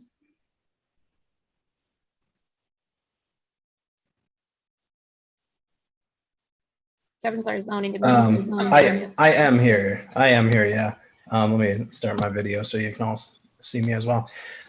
So as part of the PUD process, we require a public hearing, which takes place at the Plan Commission. But I think what the neighborhood's asking for here is to have what we've been encouraging for at least the last 3 or 4 years is for PUD applicants and for applicants for other like larger rezonings and things to hold neighborhood meetings in advance of the Plan Commission hearing. Now it's not codified in any way. So it's really up to the applicant whether or not they want to hold those neighborhood meetings in advance. I mean, from the staff side, we strongly encourage them, especially for planned unit developments, which is all we can do according to the zoning ordinance. But we can, I think those meetings are usually very, very helpful. So I'm in favor of somehow we could either make that a requirement, or we can just be very, very firm in how we encourage applicants to hold those meetings. We do give a staff report for things like planned unit developments, and we could just say not support or not throw our support behind something if the applicant's not willing to make that step of having a neighborhood meeting. So I think we've got a couple options. Thank you. And then my other question was for the presenters about your point of declaring Lincoln Avenue the border between campus business high density on the west and low to medium density on the east side. I was wondering if you mean across all of Urbana or to what extent, because like east of Lincoln is most of Urbana, like our downtown is in there. I mean, how could we declare everything east of Urbana low density residential when that's the majority of the city? Like, is this historic West downtown Woona or all of Just West Woona, Urbana? just Woona. Yeah. If you look at the Lincoln Busey corridor plan, we're asking for that to be respected, and also the zoning for our current neighborhood that's R1 to R3. Yeah, so this was really focused on Woona, West Urbana, as it's defined, and we listed the streets that border it in the petition. And just to follow up on Kevin's point, although the city often encourages developers to have a community meeting, many don't, and that's led to problems. So we feel strongly that it would be highly desirable for the city to require it, and furthermore to make it a obligation for the developer to actually respond substantially to the concerns of the neighborhood.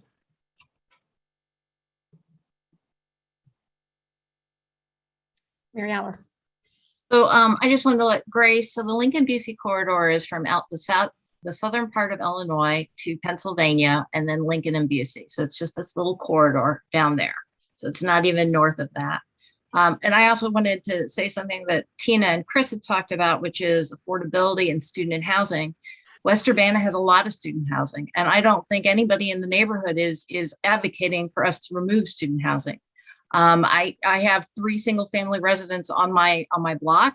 The rest of it is student housing. We get along with one another, and it's nice. The other thing I'd like to say about West Urbana is we are not a cookie cutter. We don't have all 4-bedroom houses all the way down the line. We have some really small houses. Lowe's, I think your house is like 900 square feet, if I remember correctly. It's a teeny house.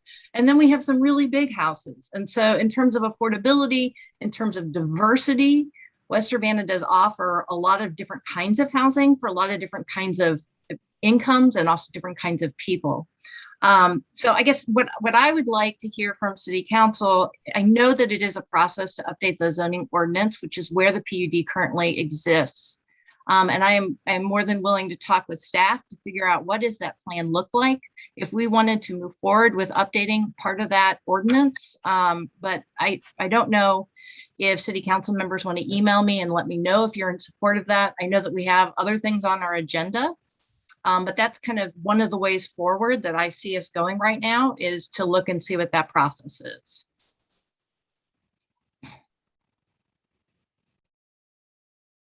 Jaya.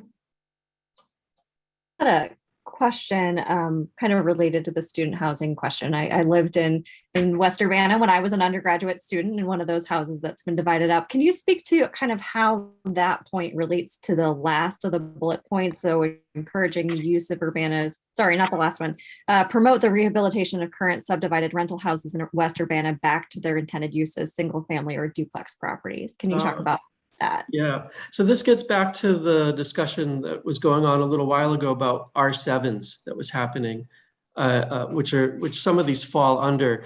And the concern is that there's less of a demand for those shared houses as there once was. And so what will be the fate of those houses? Will they just be torn down and turned into apartment buildings, or can they be repurposed? For example, could we use some HUD funds in concert with a community housing development organization to rehabilitate them and give them new life as houses for low-income people, for example. We also have a really strong co-op community here in West Urbana, and maybe there's opportunity for some of those co-ops to move into some of those houses that currently people say they can't rent to groups anymore. But we'd like to see the structures maintained and preserved, and the character of the neighborhood not altered greatly as a result of a transition that seems to be happening one way or the other.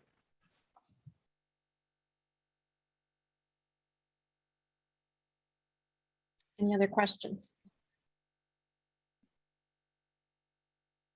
So I guess you can provide feedback to Mary Alice regarding the PUD.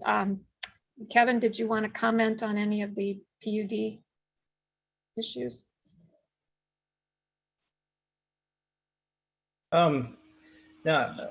Not so much, other than to go along with what Mary Alice suggested, which is probably the way to do that would be to do a text amendment to the zoning ordinance.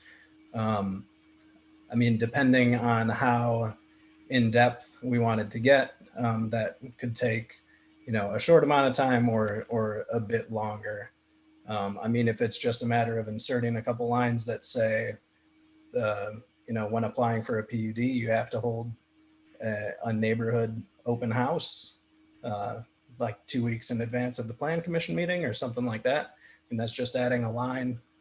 So that could be relatively quick, but something more in depth, like I said, could take a bit longer. Okay. Sharice. Just very quickly, I wanted to thank CK for saying that all neighborhoods should have that opportunity. I know coming first on council, there was a PUD that was supposed to cross Champaign and Urbana and all this stuff, and there was a lot of pushback from my ward regarding that PUD, and they said that they had meetings, but when I actually spoke to them, and this was before I got on the city council, actually, I had spoken to a couple of the people that worked for that company, and I asked them, well, how many people showed up? And it was like 10 people, 20 people is what I was told. And which does not even, measure in percentage to how many folks would be living next to this POD and the PUD. So I appreciate you saying that every neighborhood should have that particular option, that we are told or we are asked our opinion of a particular development that may be going up close, and that can alleviate a lot of confusion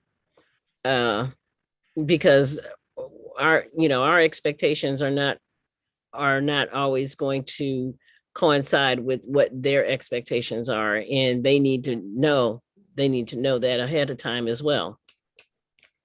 So if nothing else, just so that they can arrange it to meet our expectations. I think that's important. So thank you for that, CK. I appreciate that. Okay. We have a lot yet to do tonight. So Jaya, go ahead. Yeah, I just wanted to quickly thank the city staff. I know they held a meeting around R7 conversations for WUNA, and would kind of, to piggyback off of what Sharice was just saying, hope to continue to see those conversations happen throughout the city. Ward 4 is unusual, and it has WUNA, and it also has quite a few different areas. And so I'd love to see those conversations happening throughout the ward and throughout the city, and thank the presenters again for bringing this to everyone's attention, and city staff for helping facilitate these conversations. I will say that our staff who's working on the comp plan have been going to different neighborhoods, going door to door, actually surveying community members in neighborhoods around the city. And that's really helped to bring additional perspective to the comp plan. So that is happening in that way. Okay, thank you very much, Tina, Lois, and Eric. And you'll be hearing from us. Thank you. Thank you. Thank you. And we will move on to public input. Let me get to my other list. If you'd wish to address the council, please raise your hand. First to speak is Jeff Ivasovich.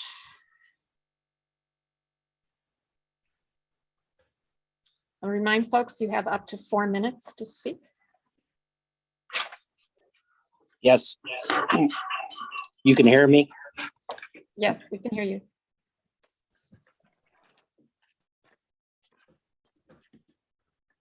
My name's Jeff.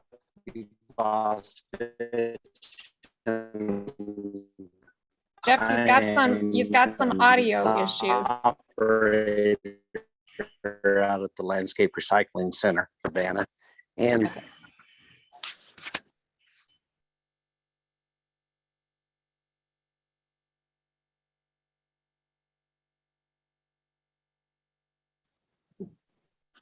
can you hear me now? Yes, that's better. Okay. My name's Jeff Ivosovich, and I'm an operator out at the Landscape Recycling Center. And since the pandemic started, we were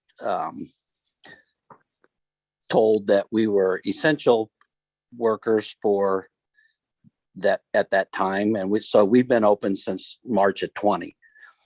And it's not really was a problem for us, except that we kind of felt like we were kind of ramrodded with our job right away coming into this pandemic with no type of PPD or anything like that available. Nobody was set up ready to be able to handle this situation, but we ended up figuring it out, and at this time we still remain open, even though the uncertain times. But we were looking for some kind of recognition or appropriation for our dedication to the city and our customers throughout the pandemic. Since then, we haven't, no one's said anything about us even being open or being any kind of appreciation for us being open at that time. We have hundreds of customers that come through the door during that pandemic, and we kind of took everything upon ourselves to do what we had to do to stay open. And a little recognition or appreciation for the job that we've done out there would be greatly appreciated. At this time, we're in our bargaining contract negotiations, and we're asking for the city to step forward and work with us on this. I thank you for your time, and I appreciate it. You all have a good evening. Thank you. Next up is Cale Beckwith.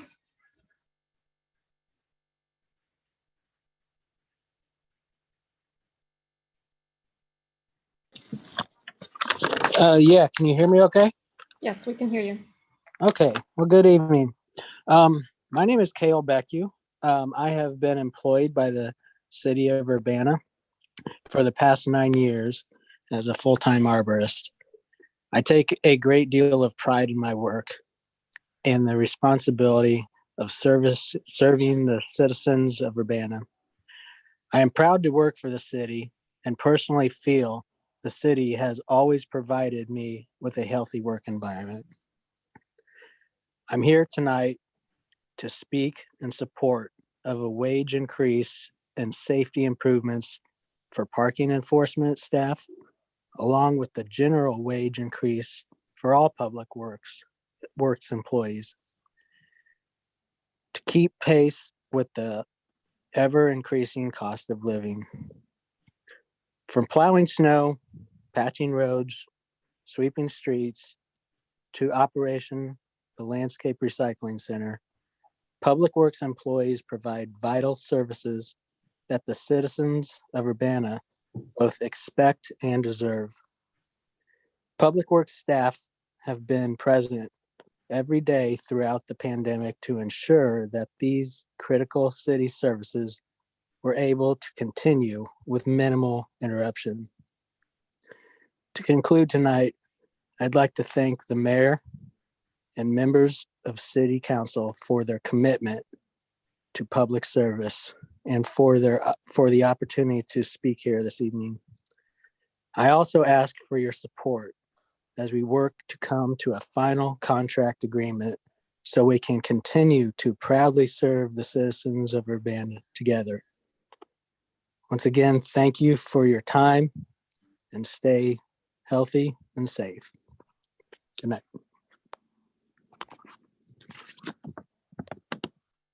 Thank you. Next up is Dave Osterberg.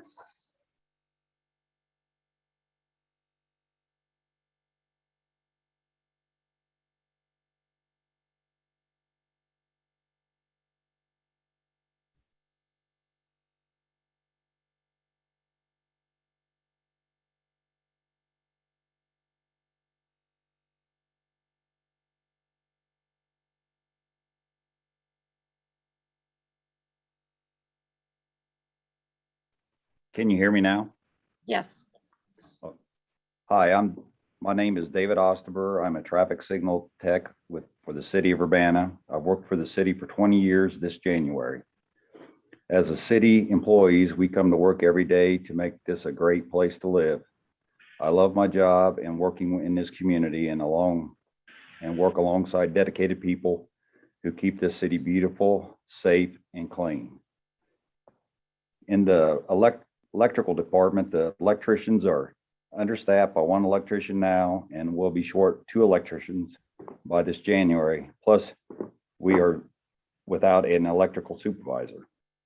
It is getting harder to fill these positions at the current wage, and being understaffed, it will be hard to complete all our job duties to keep all our citizens in Urbana safe and a great place for them to live.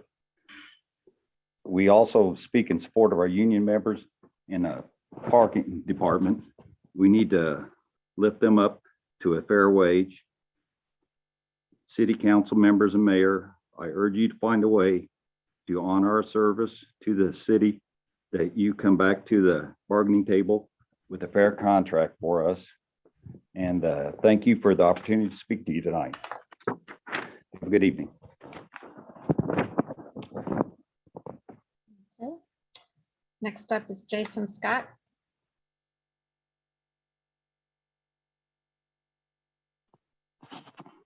Hello, can you guys hear me? Yes, we can. Good evening, council. My name is Jason Scott. I'm a longstanding employee of the City of Urbana Public Works Department and the president of AFSCME Local 1331. I've been an operator for the city for over 20 years and am speaking tonight on behalf of myself and my fellow members who are currently in contract negotiations with the city. As public works and city employees, we provide vital services for street, landscaping, parking, and the city building main desk. Excuse me. We provide these services even in the most challenging situations. Throughout the pandemic, our members came to work every day, answering the call of Urbana residents in need, working overnight to clear snow and ice from our streets, planting and servicing our rich landscape that makes Urbana a place our residents love to live, bringing in revenue to support city services and keep our community going. We are currently understaffed. It becomes harder every day to fill positions. We are facing a situation where we may not be able to recruit and retain the best for our departments. I would like to be able to retire from the city one day. We all want to build a career here, but we are looking at a contract that provides percentage increases that won't keep us ahead of minimum wage, won't keep us up with the historic increases to the cost of living. Our members want to continue to come to work every day, but we also have to be able to provide for our families. Our lowest paid members in the parking department shouldn't be making $3 less than the same position across town in Champaign. We know the city council values the labor that all essential workers at Urbana bring. We hear you when you say how committed you are to Urbana and its residents.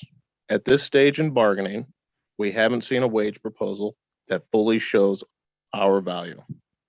So city council members and Mayor Marlin, we urge you to ensure the city return to the table with a fair offer that respects us and our contributions to this community. Thank you for your time tonight. Thank you. Next up is David Guth.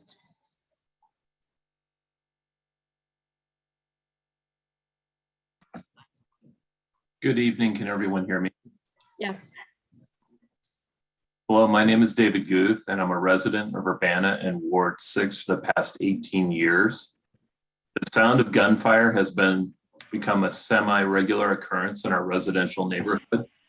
Not by choice, I have become keenly aware of public safety concerns in our community and schools after my son's incidents of violence and bullying in Urbana schools at age 11, to include threats of gun violence. However, my comment tonight is not about my family's experience, but to underscore the request of Councilperson Charisse Hersey, NAACP President Minnie Pearson, and Community Leader Linda Turnbull's request for increased safety measures in order to feel safe from retaliatory gun violence in their own homes and neighborhoods. Since my time is short, I will limit my comment tonight to a perceptive question recently asked in the November 5th, 2021 edition of Tom's Mailbag in the News Gazette. And the question reads, I noticed in the presentation of the Champaign Police Department's and Urbana Police Department's request to adopt automated license plate readers, both presentations only presented half of the problem.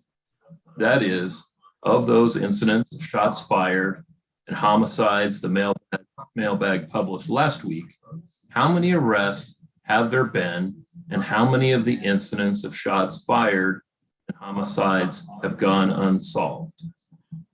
Per Champaign County State's Attorney Julia Reitz, the last complete review of shots fired reports from local police agencies was completed in July. Between Champaign Police Department, Urbana Police Department, Champaign County Sheriff's Office, and the University of Illinois Police Department, there have been 200 shots fired reports from January 1st, 2021 through June 1st, 2021, said Reitz.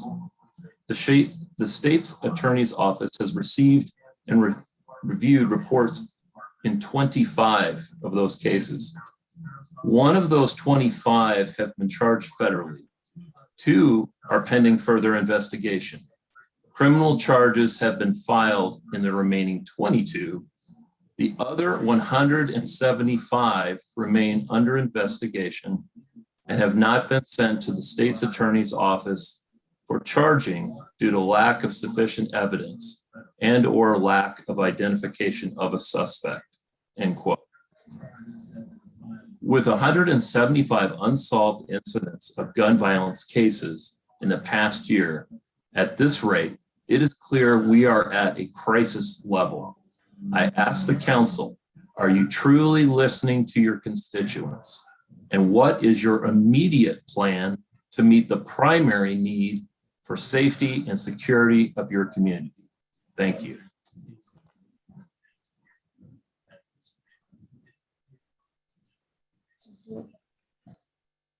Next up is Teresa Michelson.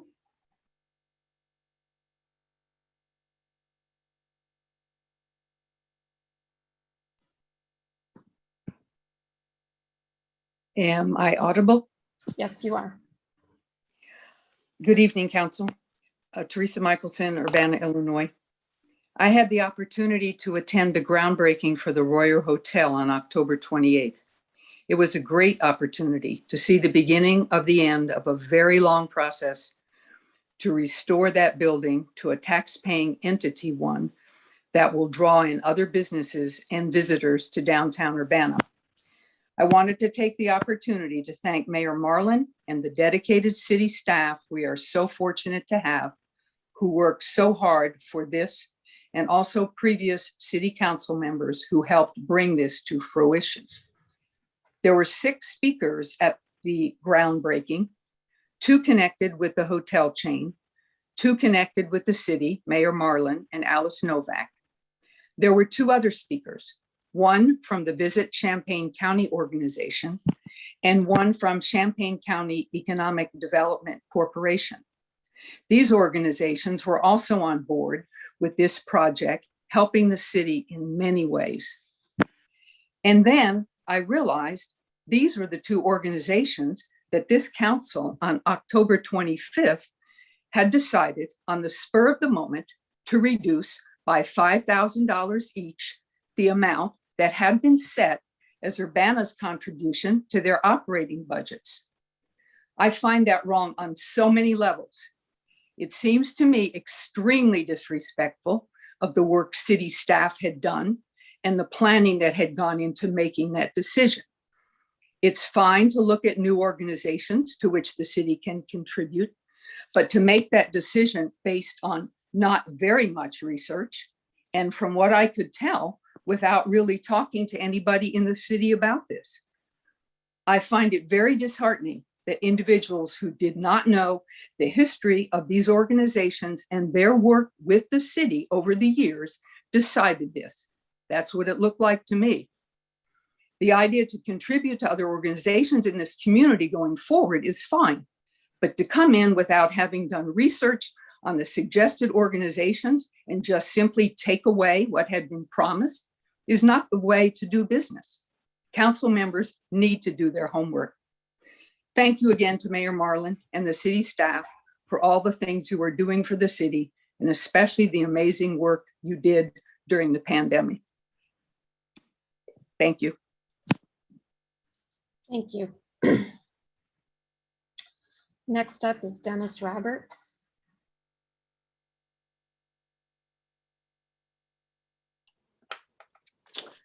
Yep, my name is Dennis Roberts, and I live in East Urbana.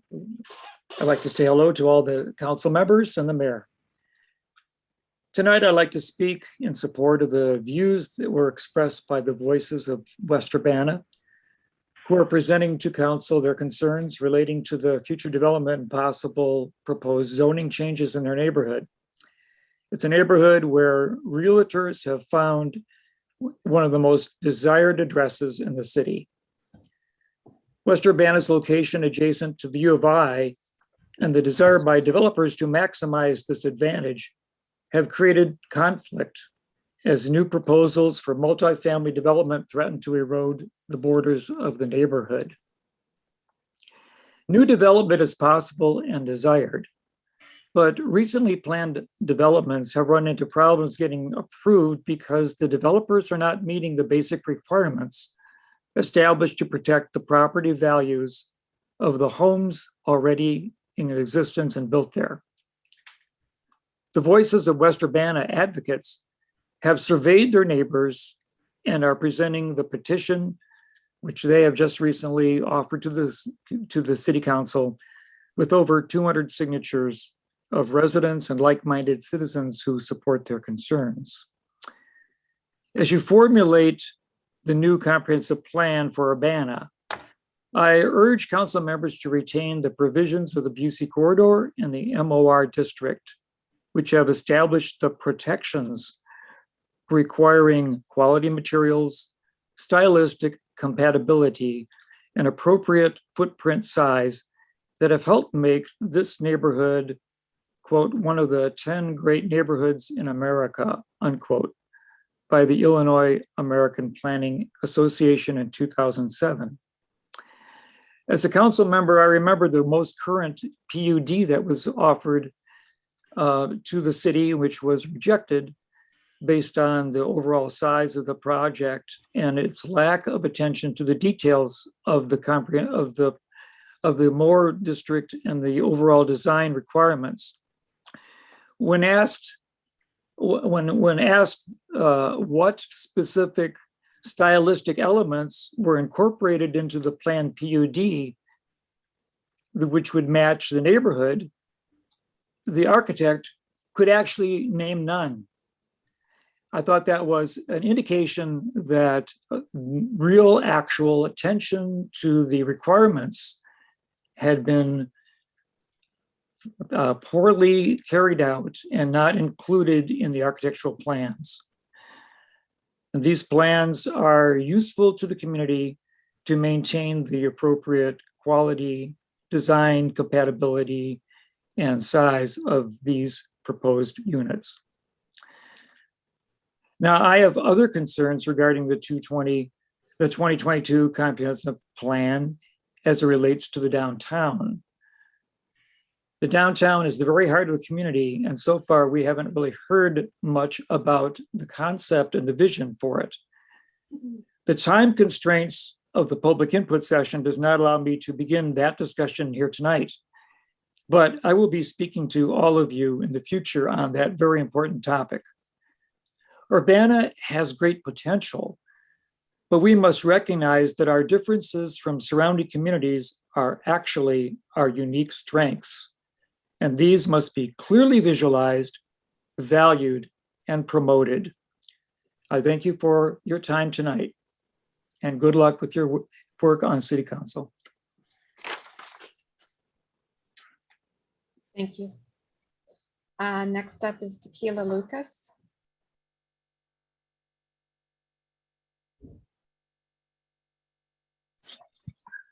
Hello.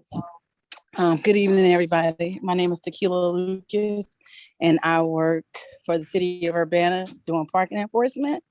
I've been with the city. It'll be 6 years come January 4th. I am also community. I am also a member of this community. So I know I enjoy the work that we do doing parking enforcement. And I know the work that we do is valuable. I really enjoy the work that I do because working with people and dealing with the public, it makes me feel good. And I just love interacting with people. I also work 2 full 16-hour days, 5 days a week to be able to come to an agreement with the fair wage for parking and my other union members during this bargaining contract. So I ask you, Mayor and City Council, to help to come to a fair agreement for us where we can reach the living wage and be more comfortable and not have to work these 2 and 3 jobs just to survive. And we all enjoy working for the city. The city has been great by us. We just need to get a fair wage for us. Thank you guys for your time. I really appreciate you all. Thank you. Next up is Alan Max Axelrod. Hello. So this is Alan Max Axelrod, and contrary to some statements made by folks, I am a resident of Ward 3. When the city council agrees with you, it doesn't matter where you live. When they disagree with you, you don't live in Ward 3. If you do live in Ward 3, then you don't hold the interests of Ward 3 in mind. I'm being very polite. I think that the discussion that was had via email is emblematic of the generational trauma at play in the conversation. You do not have traumatized people during traumatic episodes making planning decisions for vulnerable communities. You just don't. 200 petition signatures. That's not a lot. It's good. It's awesome. Let's assume that they're all on clipboards, right? We had collected over 400 petition signatures on an anti-poverty initiative. Now, there have been some questions about the anti-poverty initiative. How would you get a school that says they don't need the money? They got their second disbursement, by the way. There's no danger in them not getting that money. How would you have such an institution accept money? Easy. You have Urbana residents submit their enrollment to the city, and you cover their tuition, you cover their fees, you provide them a stipend. That's the demands, roughly speaking, of the Match the Mill campaign. Because let's reflect on a moment. What's the distribution of shootings relative to the income on the blocks that it happens? There was a speaker that said Ward 6 had a shooting. Ward 6 also has some really affordable apartment complexes. And the housing insecurity brought about by low wages for people just trying to survive in those apartment complexes are probably related. So when it comes to this very nuanced issue, where I was not the only speaker from Ward 3 speaking out against those cameras, I think you need to look a little bit more. And I think maybe a presentation from the Match the Mill campaign is warranted, especially because we've gathered a lot of information. That all being said, the last time that I heard from Ask Me 1331 was when I was approaching the city at the request of my fellow workers at the Graduate Employees Organization during our 2018 strike. You don't see them around all that much.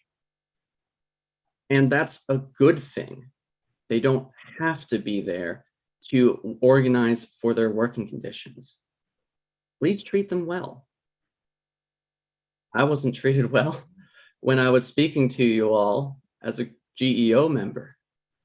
Don't create more me's if you don't like me. Also wanted to note in particular, thank you to both Charisse and CK. There's a lot of gentrification in Ward 3, so much so that the Center for Disease Control's life expectancy data set excludes a massive chunk of the western part of Ward 3. So we definitely do need those protections in this community, especially when there may be something going on with that quarry. I don't really know. Also, I wanted to say, child services that don't include transportation are going to be very limited. Make sure that it includes transportation that can be requested by the kids themselves. Thank you. Thank you. Next up is Sarah B.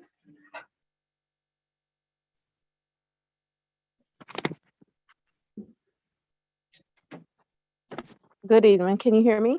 Yes. Hi, my name is Sarah Butler, and I am a parking enforcement officer for the city of Urbana. I have worked for the city of Urbana for 6 years as of February. And as a city employee, I come to work every day to make this a great place to live. I always go above and beyond my call of duty to make sure that I make a difference every day and that I represent the city in a positive manner. I really do value my job, and I have been a member of this community for over 30 years. I enjoy working in this community alongside many dedicated people who aid in keeping the city safe, clean, and beautiful. I am here today to speak about an increase in wages and the need for increased safety. As the cost of living continues to raise, it's becoming harder and harder to maintain the bare necessities with my current wages. As a result, I am currently working 18 to 20 hours, 7 days a week to support my family. I would love nothing more than to be able to work one job and utilize the rest of my day to spend quality time with my family. I also speak in support of the rest of my fellow union members. We do need to lift them up to fair wages as well. City Council members and mayor, I am asking you to please find a way to honor our service to the city and that you come back to the bargaining table with a fair contract for us. Thank you. Thank you. Next up is Nathan Sonnenschein. Sorry. Hello, is my microphone working? Yes, it is. Perfect. Thank you, Mayor Marlin. So good evening. My name is Nathan Sonnenschein, and I am speaking in support of the petition presented at today's meeting by Voices of West Urbana. I am a graduate student at the University of Illinois in the Library and Information Sciences program.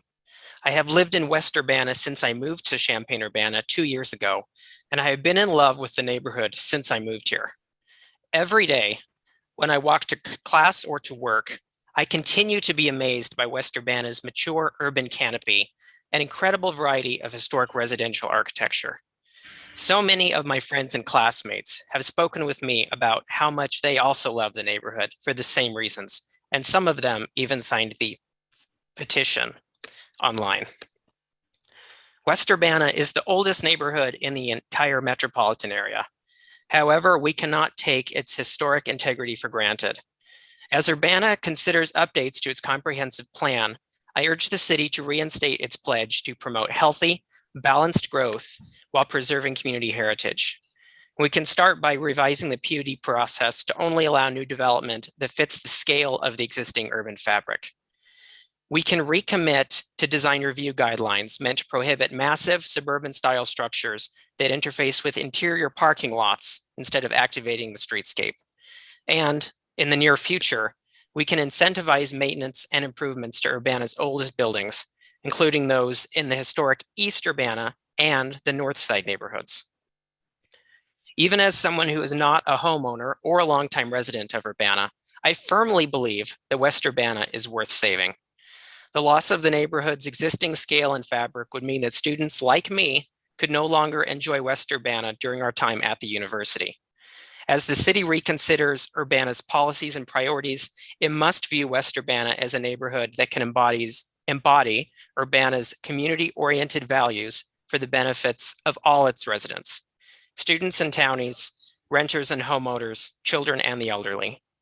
I look forward to future conversations about promoting walkability, bikeability, sustainable development, proximity to commercial services, low-income housing, landlord code enforcement, and functional public space, not only in West Urbana, but in every neighborhood in the city.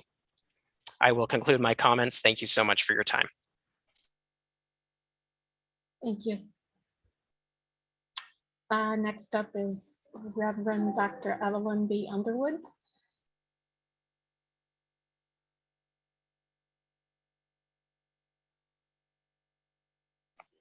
Hello, can you hear me? Yes, yes, we can. Okay, thank you very much.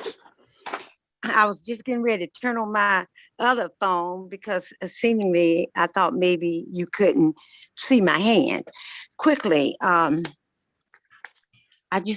got so much to say, but first of all, Ms. Michelson, her comments really made me think about this implicit racial bias. I wish I could go into detail about why I think so, but I would just like to say that. Plus, I would like to say systemic structural racism. When you don't want other, and most of them black and brown, I think in this case was just black, people to be a part of the system. More than those 6 people who spoke that they chose. I could have been one of the people chosen because I had a lot to do with the Royal Hotel and throughout, beginning at the Urbana Lincoln Hotel. So I would just like to say that, and I said me, it could have been a lot more people who looked like me, who were just community people. And finally, I better hurry. I talk about Miss Dodd and Brandon. Was it Brandon or Braden? But I heard Miss Dodd speak, Miss Sheila Dodd. We need to watch, make sure we watch what happens with this money. Over the years, I've sat there and watched and listened and see the results. And what I've seen is systemic structural racism, implicit bias. I wish I could be on that because some people are afraid to talk, afraid to let you know what the real deal is. Thank you very much. I'm going to stop with these comments tonight. Thank you. Next up is Brandy.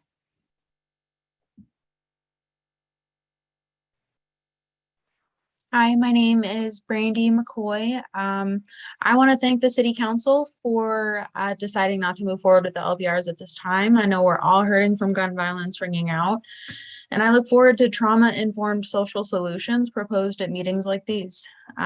These are what will bring an end to the gun violence that we're seeing.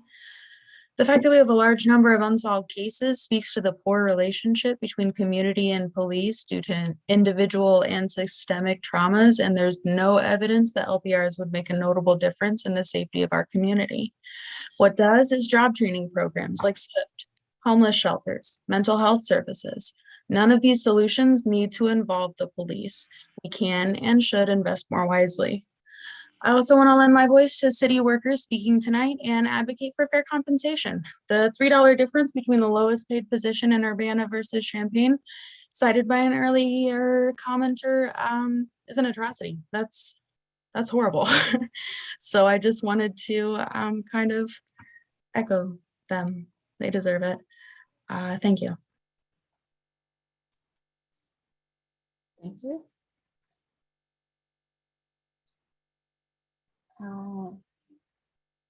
Next up is Sarah Nixon. I'm sorry, Jay, have you got your hand up? Oh, I have some to read, but feel free to. Okay, Sarah Nixon. Good evening, City Council. This is Sarah Nixon, and I would like to offer brief comment on some issues currently before the council. First of all, the public input comment by David Guth this evening made it clear that the city's campaign to put up ALPR surveillance cameras in Urbana, to the extent that the general public is even aware of their plan, continues to be a campaign of misinformation. Mr. Guth, like so many other underinformed Urbana residents, erroneously believes the ALPR cameras will keep us safe, quote unquote. As well, I'd like to once again echo the point which Mr. Axelrod also made again this evening, that serious decisions should never be made or pushed through in the midst of crisis and panic thinking. Secondly, I read the memo for the discussion on procedures related to action items by council, and I want to thank those city council members who've been instrumental in calling out this Urbana administration for its evident attempts to deceive, manipulate, and exclude the city council and the constituency with regard to a seemingly very poorly conceived and poorly communicated so-called mental health crisis co-responder team that was presented as a pairing of police with mental health professionals who will respond to 911 calls, but which on closer look wasn't that at all and wasn't viable, and sought to dodge the process of public input and city council input. So thank you for respecting your constituents and for requiring that our government respect us and conduct our business with transparency and accountability. I am dismayed, however, that the discussion this evening was carried out in closed session. I would ask the council to please frankly explain to the public why we were shut out from the conversation. Was this exclusion imposed upon us by the mayor, by the city administrator? The memo authored by Ms. Colasetti and Ms. Bishop states plainly that the council and the city have a responsibility to serve the residents of Urbana in a participatory and transparent manner, and that the discussion scheduled for this evening is an opportunity to ensure a more collaborative process moving forward. By the way, I personally do think social workers following up during the ensuing days on during the days ensuing mental health crisis calls, and specifically domestic violence calls, is potentially a very helpful approach. I personally was phoned repeatedly by one extremely persistent female cop with the Société Policière de la Ville de Montréal, so the Montreal Police Department, who was determined to check in with me and talk with me further to a domestic violence incident that had terrorized me and that had involved a call to the police. I didn't want to talk with her because I wanted to get on with my life and slide back into denial that I was not living in a dangerously abusive relationship. But I finally answered one of her calls, and that female officer changed my life. She understood that I wanted to minimize and forgive the abuse, and that I wanted to pour my hopes into the dream that once our baby was born, he would surely stop the abuse. The female cop had some very real information to deliver to me. She told me point blank that in her 25 years of experience, the abuse never eases after a baby is born, but only worsens. She was right. It did continue to escalate. But at the time, I didn't want to believe that her prediction could apply to my situation. I was sure that we would be the exception.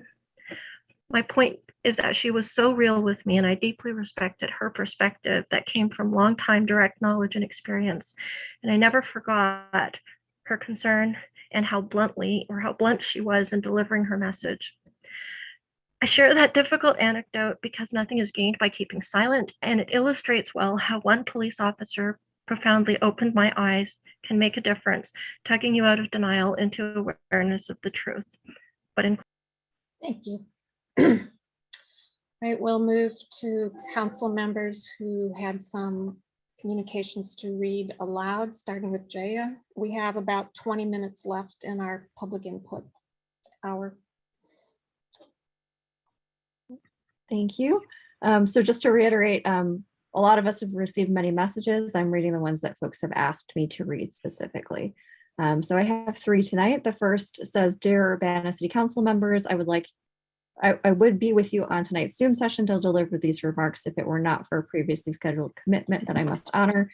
If possible, I would appreciate it if my council representative, J.L. Colsetti, would be willing to read my remarks into the record during the public input session on my behalf. I want to express my strong support for both the authors of the Voices of West Urbana petition and the more than 200 co-signers who quickly rose to support the sentiments in the petition. I want to begin by stating that, like most, if not all of the petition signers, I not only love living in Urbana, but I love living in the West Urbana neighborhood. I've been a very happy homeowner in Wuna for 44 years. And the reason that my wife and I selected this location to raise our family in was because it allowed me to walk or bike to work or campus, allowed my children to attend Leal School and play in Carl Park, and allowed our whole family to walk to shop in downtown Urbana. We love this city and particularly this neighborhood because it truly is a special place that is not easily found in other communities this size. So please hear this as a message coming from a loyal, longtime resident who deeply cares for preserving the special place that Wuna is. The reason I want to express my strong support for the petition is that over the past few years, it has not felt as though the city's support for maintaining this unique and vibrant neighborhood has been as strong or consistent as it used to be. When political candidates want to create an attractive video to support their campaign, they frequently shoot such messages in the Wuna neighborhood for good reason. But in recent comments from some members of the city's plan commission have seemed to denigrate those speaking out to maintain the current R1 through R3 zoning in West Urbana and to keep it enforce the spirit of the 2005 comprehensive plan. The Wuna neighborhood is a welcoming home to many types of residents and dwellings, but in some sense it is also a fragile environment that, if not properly supported through the right kind of zoning, could easily erode. As I gathered my thoughts for this letter Sunday night, I took a walk from my home on Indiana Avenue and traveled north up Ray Street to High Street, west on High to Busey, south on Busey to Indiana, and back home. Along the way, I was struck by the special beauty I saw as the sun was setting and took the following 5 photos that I hope will convey more than my words about why this neighborhood deserves the stewardship support that was envisioned in the 2005 comprehensive plan. In conclusion, thank you for considering these thoughts and for your service on council. Severely, Paul Hickson. The next one I have states, I oppose the purchase of automatic license plate readers and acoustic gunshot detectors by Urbana. The rise of gun violence in our community is indeed alarming, but the proposed technological surveillance measures won't adequately address the problem. Furthermore, these technologies are likely to be abused. Rather, the problem of gun violence should be addressed not as an excuse to beef up law enforcement, but should be treated seriously as a complex and vexing convergence of social problems requiring social solutions. Thank you, Mark Enslin. And then the other just briefly said that two of my constituents asked that I share that they are in favor of adding investigative tools such as ALPRs in addition to social supports. Okay. James?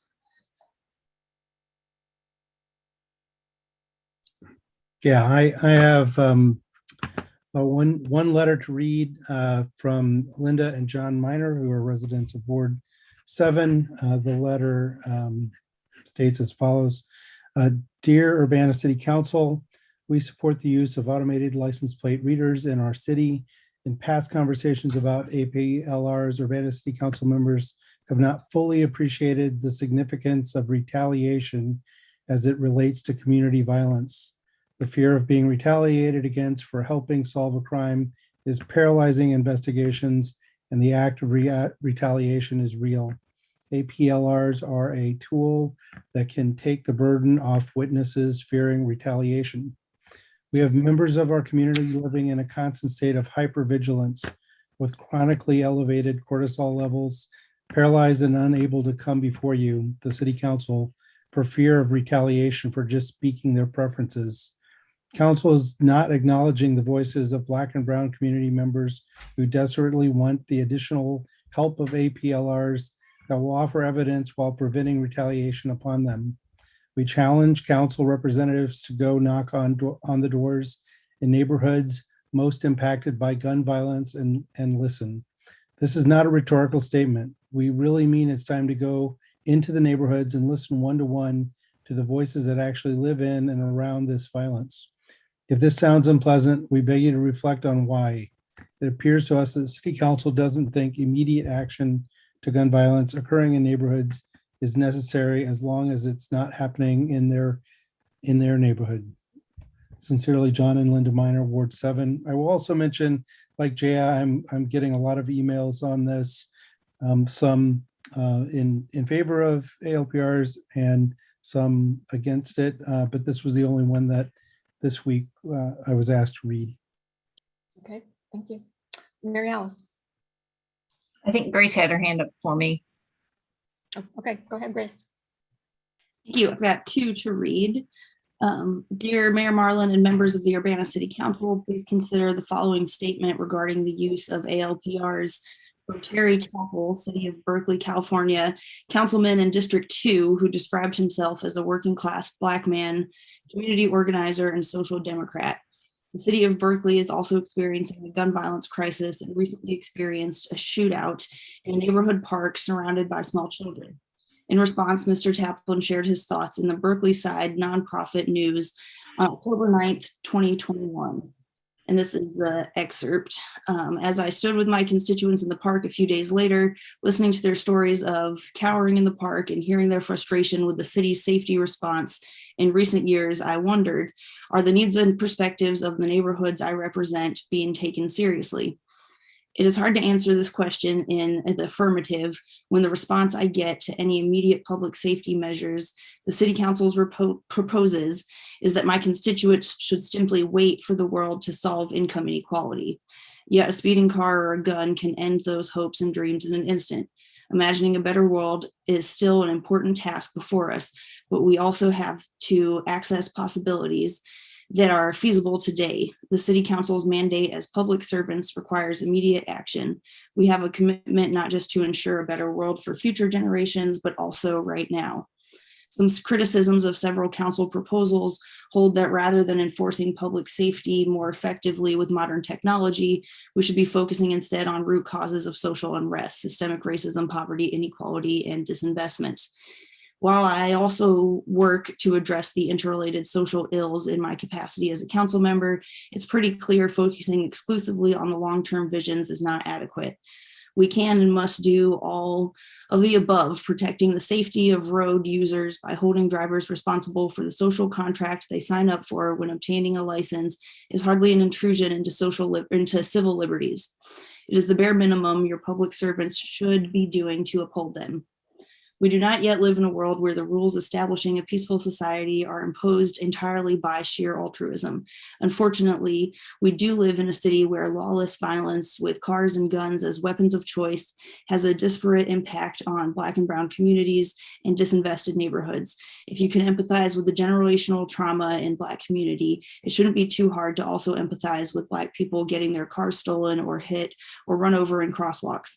Believe me, we're not fond of those indignities either. End quote. In closing, I urge the council to further their elected duties to listen and echo Councilman Taplin's question. Are the needs and perspective of the neighborhoods I represent being taken seriously? I urge the city council to vote in favor of the proposed budget amendment to lease 20 automated license plate readers for the period of 1 year for all of the reasons described by Councilman Taplin's opinion piece above. Thank you for your service, Julia Girth, Urbana resident, Ward 6. and I have one more I was asked to read. Dear neighbor, I'm opposed to the purchase of ALPRs by both the city of Urbana and Champaign. I'm deeply concerned about the escalating gun violence in my community, and I'm concerned that ALPRs are a false solution and that purchasing them will divert resources into tools of surveillance instead of the resources and solutions we really need. We all want solutions to gun violence that heal and support our communities. We need to reject ALPRs and continue to work towards results-driven solutions that are equitable, not harmful. Instead, I urge you to fund programs that address the root causes of local gun violence, poverty, inequity, fear, and lack of opportunity. In spite of both cities' commitments to data-driven solutions, you are considering investing in surveillance when those resources are urgently needed for healing and preventing more gun violence, like First Followers' solutions-based approach to prevent gun violence that includes counseling, education, economic development, community outreach, and civic engagement. I urge you to consider the evidence against ALPRs and listen to the opposition to ALPRs growing in our community. Please read these important statements opposing by ALPRs by various groups. I think we've already read this one, Smile Politely, Champagne Showers, and join me in supporting safety and healing, not more surveillance and harm. And that was asked to read by Rita Connerly. Mary Alice? So a constituent sent me this and asked me to read it. Dear Mayor Marlin and members of the Urbana City Council, I have lived on Illinois Street for the past 14 years and in Urbana for the past 20. My spouse and I have 3 children who all attend public schools in Urbana, and we would like to continue to raise our children in this community. We are not sure if we will be able to stay in Urbana much longer. The increased gun violence should not be tolerated, and no one should have to get used to frequent drive-by shootings. Sadly, too many Champaign-Urbana families have to live in fear on a daily basis and do not have the ability to move out of their homes and neighborhoods. We recently experienced the effects of a drive-by shooting that occurred on Illinois Street, 2 houses away from us. I realize that this might be an isolated incident, but I no longer felt safe in my home and my neighborhood. I looked up the price of bullet-resistant glass, and it was not cheap. I resorted to moving furniture around my house to block windows, and I reevaluated where my children slept. I advised them to avoid walking in front of our house or sitting on our front porch. It is terribly sad that so many families in Urbana have lived with similar precautions in place and more for years. Is this acceptable to anyone on City Council? Are people supposed to get used to living in fear because they can't afford to move? Is a selective perception of privacy more important than possibly solving gun crimes? Does anyone on the City Council think that they know better than most affected by gun violence on a daily basis? Why aren't you listening and hearing the pleas from the petitioners who brought this request to you? ALPRs are urgently needed now. Ask yourself who has the time to wait for long-term solutions to take effect. I think it is safe to guess that those who have the time to wait do not live in the neighborhoods most affected by gun violence. Please respect the experience and the reality of those requesting the ALPRs and support them. Thank you for your time and service to our community. Sharon Foley. Okay. Were there any other council members who needed to read? I have something I wanted to read into the minutes. Okay, go ahead. Dear Urbana City Council, as an Urbana resident, I am writing to submit my support for ALPRs in our city. I have watched the crime rate soar and the blatant disregard to persons and property. Our streets do not feel safe. I would add that line 7 of the petition not only pertains to retaliatory shootings, but illicit drug interactions, random shootings, and other violent crimes against our innocent citizens at large. My family is one of the recent victims of random gun violence in CU area. My 24-year-old son was simply going about his day in Champaign's Prospect Avenue shopping district on a busy, sunny Sunday afternoon. He was shot for no apparent reason other than he honked at a vehicle that had cut him off. He was shot in the head and has been fighting for his life in the ICU ever since. Unfortunately, there were no working traffic cameras at the scene, no license plate readers, nothing. I am convinced if ALPRs existed in our cities, the police would have already apprehended the perpetrators of this heinous crime. I am convinced this technology is cost effective, reduces human error and bias, and gives us a fighting chance to obtain crime information we otherwise would never get. I'm also convinced This is not an imposition on our civil liberties. This technology is not proposed for simple minor traffic enforcement issues and will not be used that way.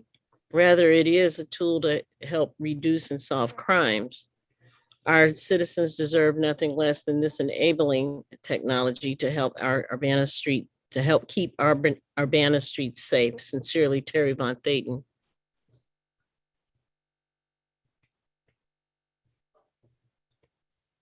Thank you.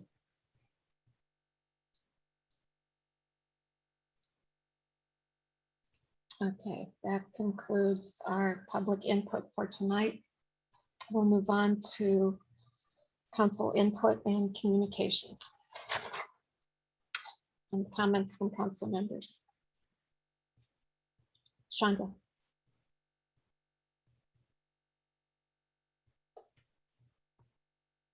So I want to start by acknowledging the comments made by the city workers of Urbana. Jeff, Kale, David, Jason, Sarah, I hear you all, and I do Excuse me, Chandra. It's imperative that when we are in the middle of contract negotiations, that council and elected officials do not comment publicly on anything related to the negotiations. We do plan to. All I was going to say was I appreciate their work because Jeff specifically said that they weren't thanked. So. Okay. All right. Just a general comment to the council as a whole. We will be giving you an update on contract negotiations next week, but go ahead. Well, I'm done now. Thanks though. Okay. Thank you. Grace, go ahead. Thank you. I was also going to thank the people who spoke today from the community and from the community who also work at the city. I guess I will say in general, I'll look forward to that conversation. And, from some of the last negotiations, I think and hope that we learned that the more communication, the earlier on, the better. So I will say that I look forward to that conversation and glad that it's happening and hope that we won't have a final contract with no options presented to us the first time we see it. And I will say that just generally, I appreciate and support our city employees. Thank you. James. Yeah, thank you. I do want to reiterate the two previous comments to thank our city employees for the work that they've been doing, particularly through the trials of the pandemic, and also for the public comment this evening and the public comment that I have been receiving via email. I do appreciate that so many people are becoming more engaged in the conversations that we're having. I do want to point out that both David and Julia Guth have reached out about this. David spoke earlier and Julia sent an email that I believe was the one that Grace received earlier. I want to ask if part of our rules of public comment, when someone starts, I don't know if attacking is the right word, but saying negative things about a previous commentator, I understood that we were going to be careful about the approach of public contributions and making sure that we keep people following our policies with regard to that. I also want to point out that for anyone who's attending the meeting and showed up after it started and only came in to find the message that we were in closed session, that closed session was to discuss a matter of property. And that is an approved closed session reason for the Urbana City Council to talk about things in closed session, because it is sensitive in nature and it is expressly provided for in the Open Meetings Act. So there was no discussion of any of the agenda items that was on our agenda tonight in that closed session, and an assumption of that would be incorrect. So thank you. Jaya? I'm going to sound a little repetitive here, but I think this is a good opportunity and a reminder that all of our city staff do deserve that credit and appreciation. This has been quite a time, and to be continuing to do that work for our community during the pandemic is definitely worthy of appreciation, not just today, but at any time. So good reminder that they deserve that. Thanks.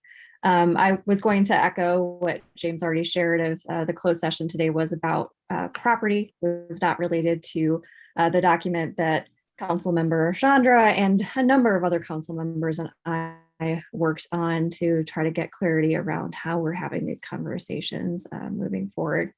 So just to provide that clarification that that's a discussion for us to continue to think about how best we can all work together.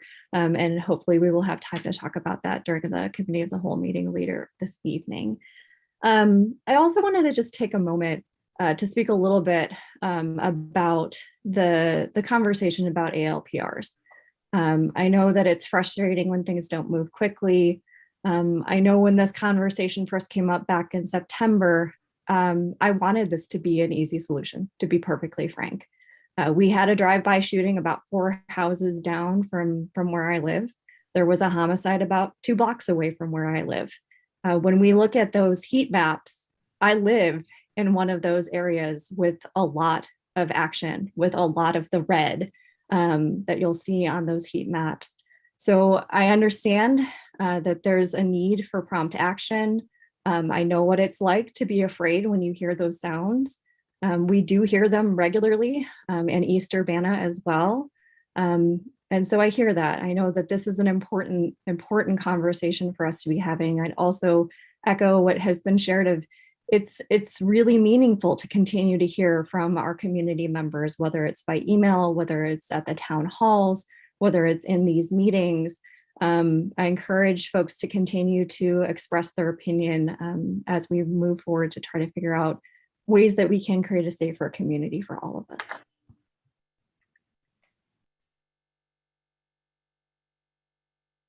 And I believe Mary Alice.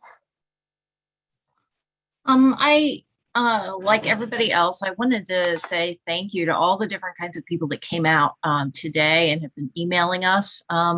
We don't always hear from a variety of people, and I think tonight's public input really showed the diversity of things that are concerning of our city members and our city staff. And I do think that it deserves a call out in terms of all the city staff that do the work that we don't see, that we take for granted. Our streets are plowed, our leaves are picked up, our light, the lights are working.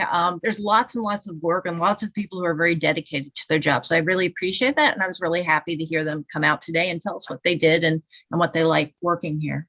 I also wanted to thank just members of my neighborhood.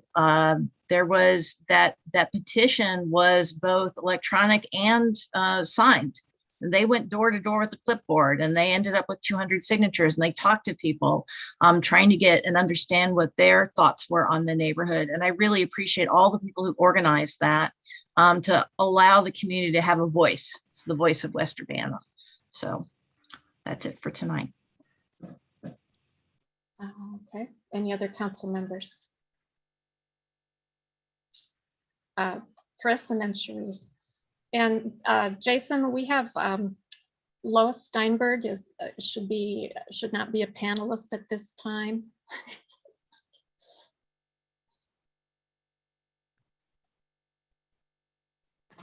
So she should be moved back into the attendee list. Thank you. Okay, go ahead, Chris. Yeah, thanks. I just really, real quick, wanted to acknowledge the city employees that gave public input tonight. Thank you very much. You are appreciated, and we'll definitely be hearing what you have to say. I also want to thank the other public inputters who are giving input on other issues, the petition for West Urbana and the LPRs. It's very appreciated. I want to tell those folks that are interested in the LPRs that there is going to be another sort of public town hall at Poor Brothers in downtown Champaign, November 15th at 6 p.m. And there'll be a discussion about what we're going to do about gun violence in Champaign-Urbana, November 15th, 6 p.m. at Poor Brothers. Thank you.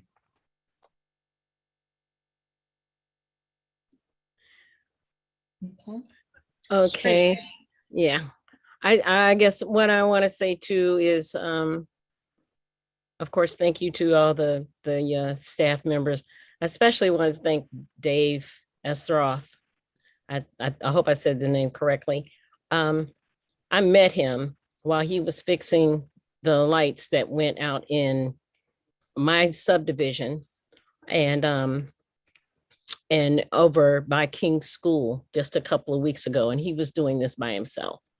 And he was just very he informed me, educated me on how all of this stuff worked, you know. But I really appreciated the work that he did and how soon everything got right back up over that weekend. The other thing I wanted to do was say this regarding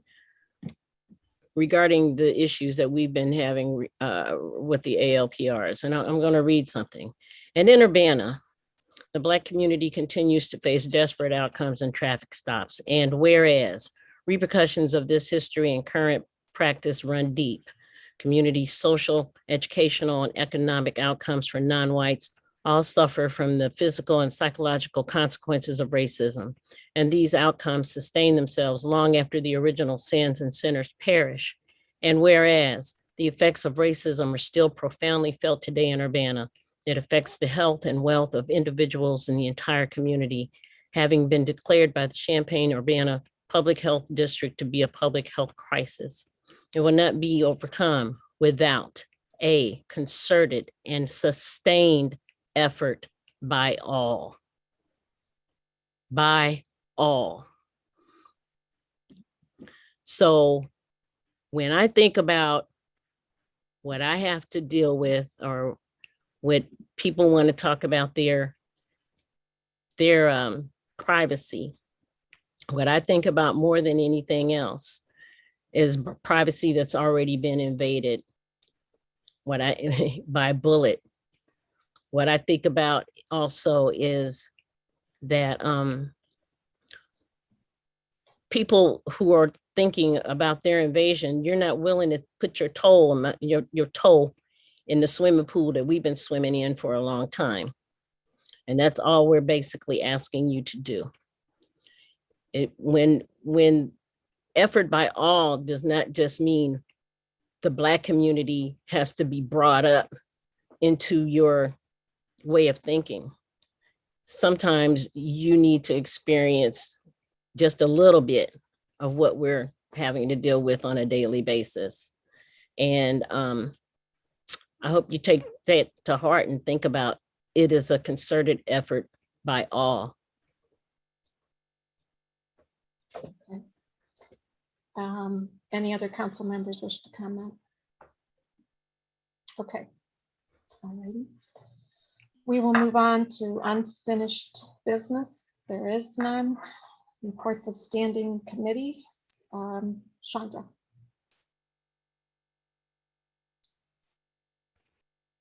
On behalf of the Committee of the Whole, I recommend approval of ordinance number 2021-10-046, an ordinance authorizing sale of city-owned real estate, 1407 Wiley Drive, 809 South Glover, and 1811 East Florida Avenue.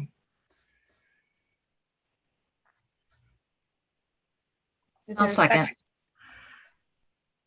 Any discussion? Mary Alice. I wanted to thank Scott for all of his work on this, and I appreciate the updated ordinance that we have in front of us, and I'm in full support of this.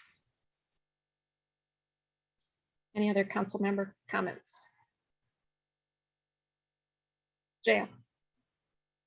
I just want to reiterate again, still hoping to see that the one on Wiley ends up going to some good use to support members of Ward 4. Okay. Any other comments? Will the clerk please call the roll? Ms. Wu, Yes. Mr. Evans, Yes. Ms. Hersey, Yes. Ms. Colacetti, Yes. Ms. Bishop, Yes. Ms. Wilkin, No. Mr. Quisenberry. Yes. That motion passes 6-1. That concludes, thank you, Chandra. That concludes the reports of the standing committees, reports of special committees. We have none. Reports of officers. Carol? Just two things quickly. Just a reminder that I believe this has been communicated out to folks that on December 2nd and 3rd will be your council goal setting, priority setting sessions from 5:30 to 7:30. And I know that our facilitator is going to have some advanced work for you to do, and we'll send that out, a week or two in advance for you. And then on the Equity and Quality of Life project next Tuesday at BPAC, we will be presenting the communications plan for that. And then we'll be ready to roll that out, and we'll be looking for your assistance in spreading the word. That's it. Thanks. Grace. Yes. Carol, I was just wondering that I missed that last part. You were sharing the equals presentation where, when? At BPAC, 7 o'clock on Tuesday on Zoom.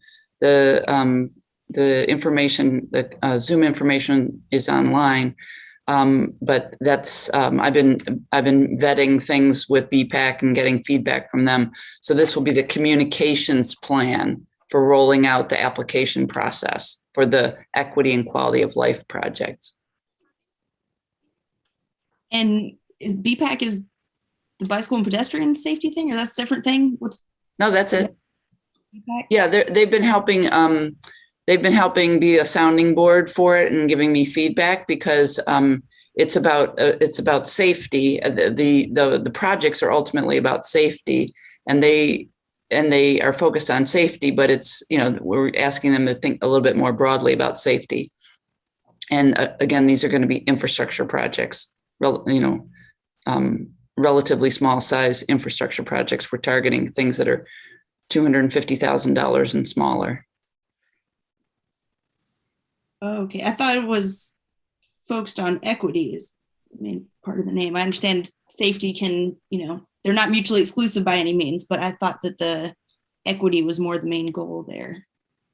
The idea is that there's a scoring system that we came up with, and the scoring system heavily weights underserved communities, underserved neighborhoods in the scoring process. So, and then the idea is the projects themselves are supposed to be addressing safety issues in underserved areas. So if there's like missing sidewalk or sidewalk ramps or trying to think of streetlights. Yeah, streetlights was another big one. So it is, the equity piece is about making those investments in a more equitable way. So that's why we're giving a lot of extra points. I mean, it's very heavily weighted towards underserved areas. Thanks. Uh-huh. And I would add BPAC has spent, almost from the time they were formed as a board, focused on neighborhood connectivity, neighborhood safety, and currently also in Vision Zero, which is looking at pedestrian and bicycle fatalities and improving neighborhood safety. So it's all connected, but it's infrastructure focused. Okay, any other officer reports? All right, we'll move on to new business, which is ordinance number 2021-11-047, which is an ordinance approving a major variance accessory parking at 1005 Philo Road, ZBA case number 2021-MAJ-07. And Kat Trotter is here to present this. Diane, Yes. I'm wondering if you would entertain a motion to extend the meeting because it's 7 minutes left. We might as well make sure that, should we extend it to 10:45? Whoa, it's a good thing I've been looking at the wall clock and not the computer clock, so thank you for that. Sure, would you like a motion? Sure, I'll make a motion that we extend the meeting to 10:45. Okay, I'll second. who was the second? Jaya? Okay. Can you call the roll real fast, Phyllis? Ms. Wu, Yes. Mr. Evans, Yes. Ms. Hersey, Yes. Ms. Colacetti, Yes. Ms. Bishop, Yes. Ms. Wilkin. Did she say something? Ms. Wilkin? Yes. Okay. All right, Mr. Quisenberry, I got it. Yes. okay, go ahead, Kat. Thank you, guys. I'm gonna share my screen. All right. This is a request by Robert Weiss for a major variance to allow an accessory parking space in the required 25-foot front yard at 1005 Philo Road. Staff received 2 letters of public input regarding this case, one in favor and one in opposition to the variance. Both were included in your packet. And at the October 19th, 2021 meeting, the Zoning Board of Appeals voted unanimously to forward this case to City Council with a recommendation of approval with 2 conditions detailed in the staff report. This is a location map of the property. It is located on the south side of Washington Street. South of Washington Street on the west side of Philo Road. The applicant purchased the property in 2017. The house spans the width of the lot with narrow side yards of roughly 5 feet on the southeast side and 6 feet on the northeast side. There is an attached 1-car garage and 9-foot wide access drive that provide a maximum of 2 parking spaces on the lot. Variance would allow the applicant to pave an accessory parking area in the required front yard to create additional space for parking and also a turnaround space so that he can turn around before pulling out onto Philo Road. At this point in time, it is a major safety concern for the applicant. This is a zoning map of the property. It is zoned R3 single and 2-family residential. The adjacent properties to the west and south are zoned R3 and to the north and east are zoned B3. Nearby are other residences. Family Dollar and Boomerang's Bar and Grill are across the street. This is a site photo of the property. The applicant would like to widen and pave his existing access drive to 18 feet from Philo Road to the property line and then pave an additional 18-foot wide accessory parking space in that area. The request is slightly different now than it was at the Zoning Board of Appeals meeting. Originally, the request was just to pave the 9-foot wide access drive. But since the Zoning Board of Appeals meeting, Bob has found it more reasonable to ask for a wider access drive. That way he can pull into the accessory parking space as opposed to having to, back out onto the grass in his yard. Staff thinks that this is a reasonable request given the variance request that was considered at the Zoning Board of Appeals. The revised request is still consistent with the major variance application and it complies with the zoning ordinance requirements for access drives as well. Another site photo. Mr. Weiss has a difficult time backing out of his access drive onto Philo Road as it is now. And the accessory parking area would allow space for him to turn around before pulling out onto the street. The applicant does not have access to his rear or side yards on the property, so the front yard is the only reasonable space for accessory parking. Accessory parking spaces are not permitted in required front yards, so the variance is required. For reference, a similar variance was approved in 2015 to allow an accessory parking space in the required front yard. This is a graphic showing the existing access drive and then the proposed parking area. So you can see in purple where that space would be widened at the street and also on his private property. The accessory parking area would be paved from the front property line and encroach 25 feet into the 25-foot required front yard. The access drive and parking area would be approximately 5 feet from the south property line and 26 feet 6 inches from the northwest property line. So it should not cause a nuisance to either of his adjacent neighbors. This is an oblique view of the block on Philo. 11 of the 16 properties on the block have access to either the rear or the side yard, and 10 of those 16 properties have parking in either that rear or side yard. Of the 5 properties that do not have access to the rear or side yard, 3 of them have legally non-conforming accessory parking in the required front yard. So legally non-conforming in this case, meaning that no variance was applied for and that the accessory parking has been on the property for longer than our zoning ordinance would have prohibited it for. And this is a photo of those properties. You can see where the access drive has been expanded towards the property lines. In this case, both of these are gravel. So as I said, 1005 Philo Road is one of only 5 properties along the block that does not have access to the rear or side yard, which significantly limits the possible locations for accessory parking. The accessory parking area would not alter the essential character of the neighborhood and would improve safety for the property owners as they would be able to turn around before pulling onto Philo Road. Another photo of accessory parking in the front yard. Staff found that the application meets the requirements for the requested variance. Additionally, engineering and building safety have both reviewed the requests and have no objections to the accessory parking area, given that the right-of-way permit will be applied for and the access drive, apron, and driveway will comply with city right-of-way standards. This is a recommendation or a recommended condition of approval as well.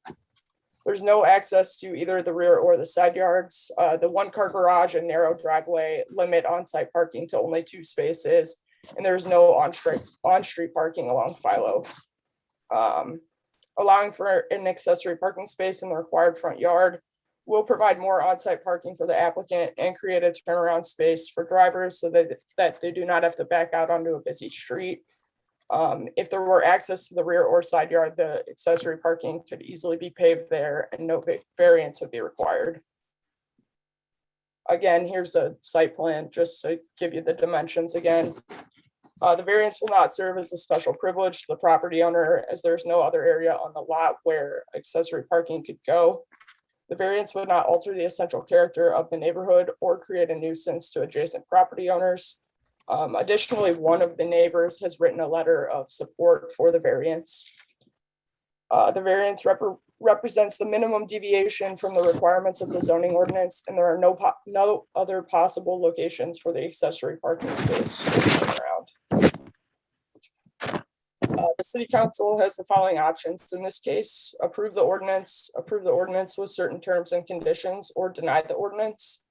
At the October 19th, 2021 meeting, the Zoning Board of Appeals voted unanimously with 4 ayes and 0 nays to forward the case to City Council with a recommendation of approval with 2 conditions. I've put them on the screen for simplicity, but they're also in your packet.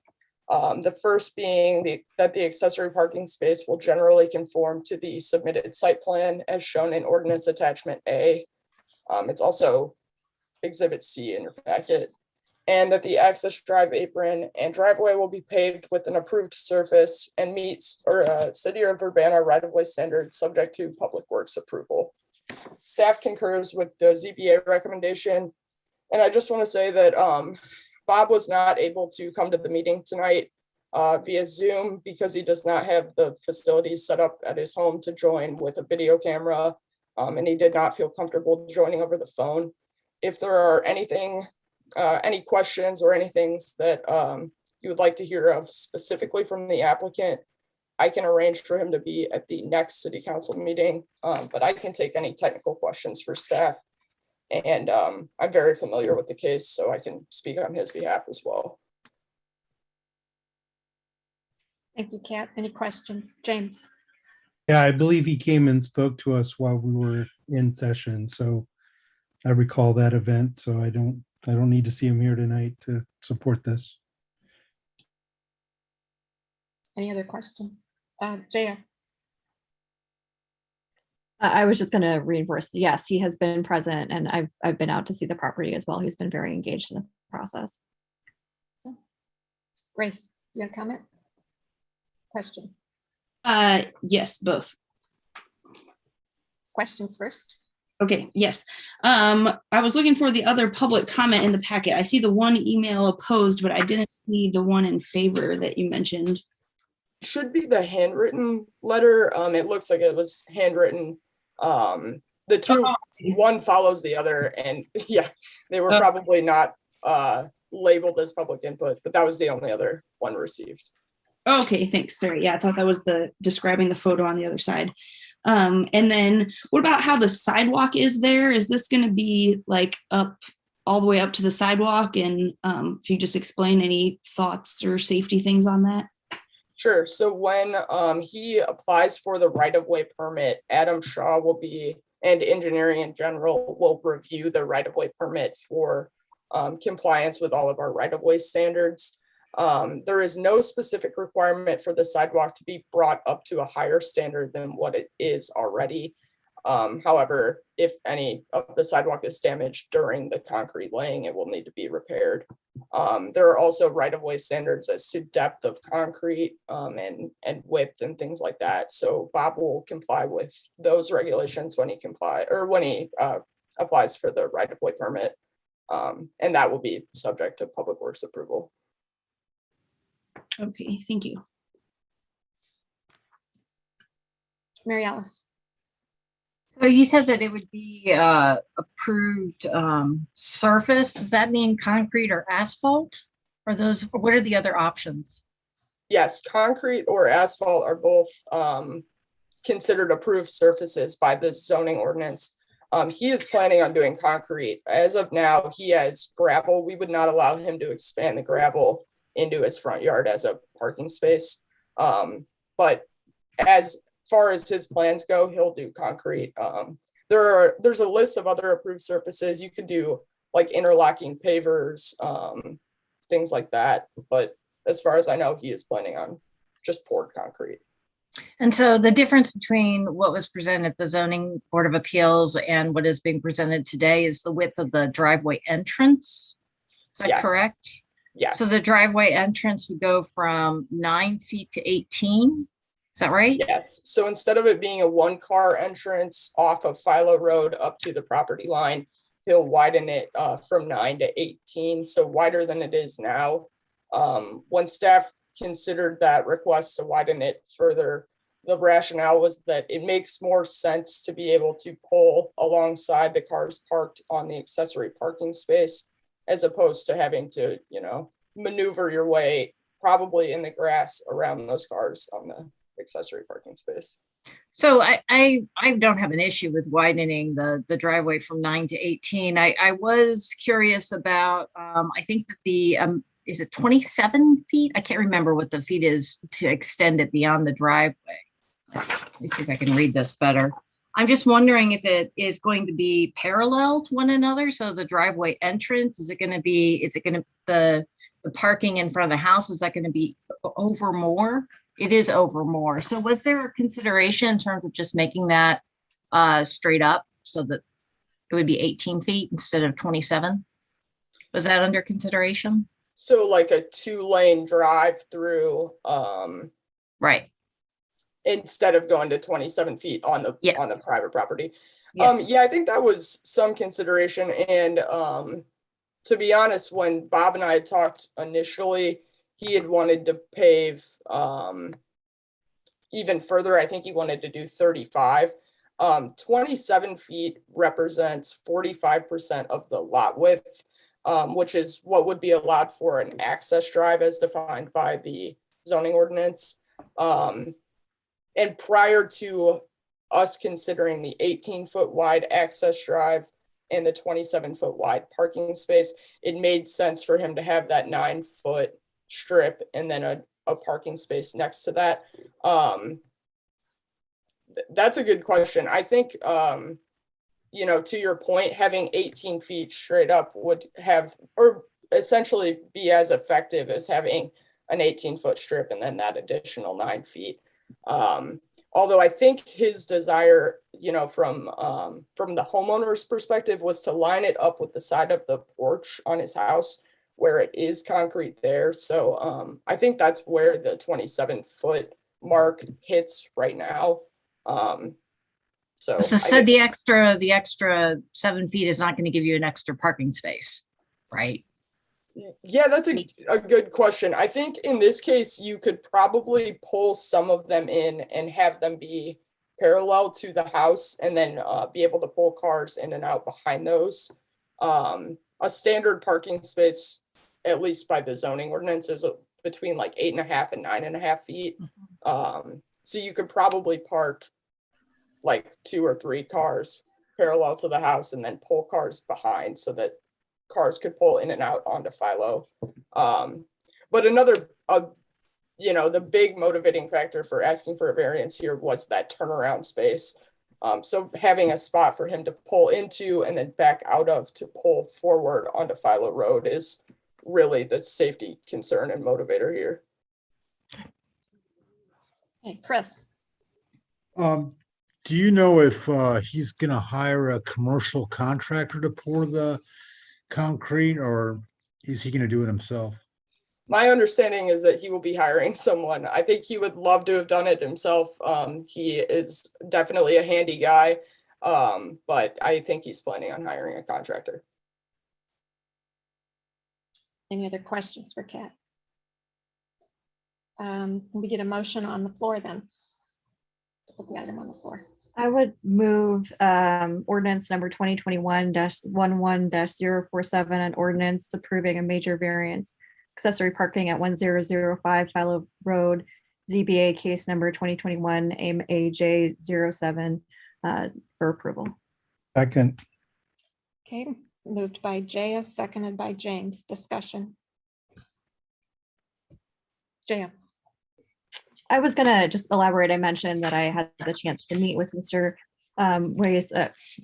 Ways, sorry, a while back. You know, he did come when we were in person and requested an opportunity to speak about his plans. He was very thorough in what he had planned, and I having pulled into his driveway and then backed out, can definitely see what the safety concerns are there on Philo. So definitely in support of his application. Further discussion. Will the clerk please call the roll? Ms. Wu, Yes. Mr. Evans, Yes. Mr. Quisenberry, Yes. Ms. Hersey, Yes. Ms. Bishop, Yes. Ms. Colacetti, Yes. Ms. Wilkin.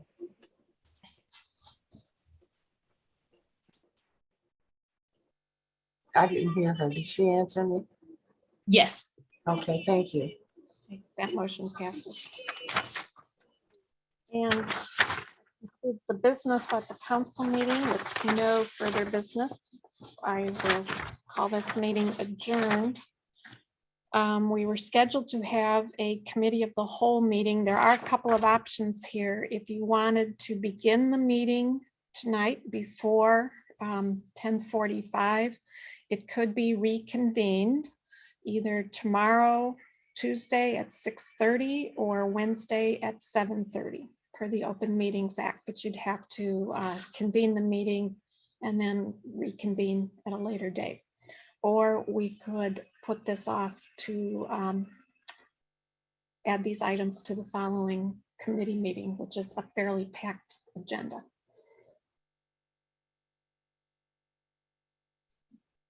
I have library board meeting tomorrow night, so Okay. it's not a good time for me.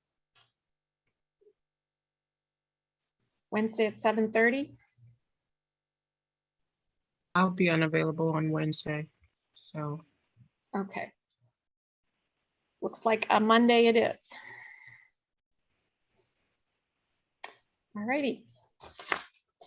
And is that even just discussions without business, or that's for all things? I thought that was more for voting things where we were tied to that 48-hour period to reconvene. It's the same for discussions. Oh yeah, this is a noticed committee meeting. Okay. Yeah. Okay, this will be added to the agenda. And that meeting will be chaired by Grace Wilkin next week. So I guess we're done. Good night. Thank you. Bye-bye.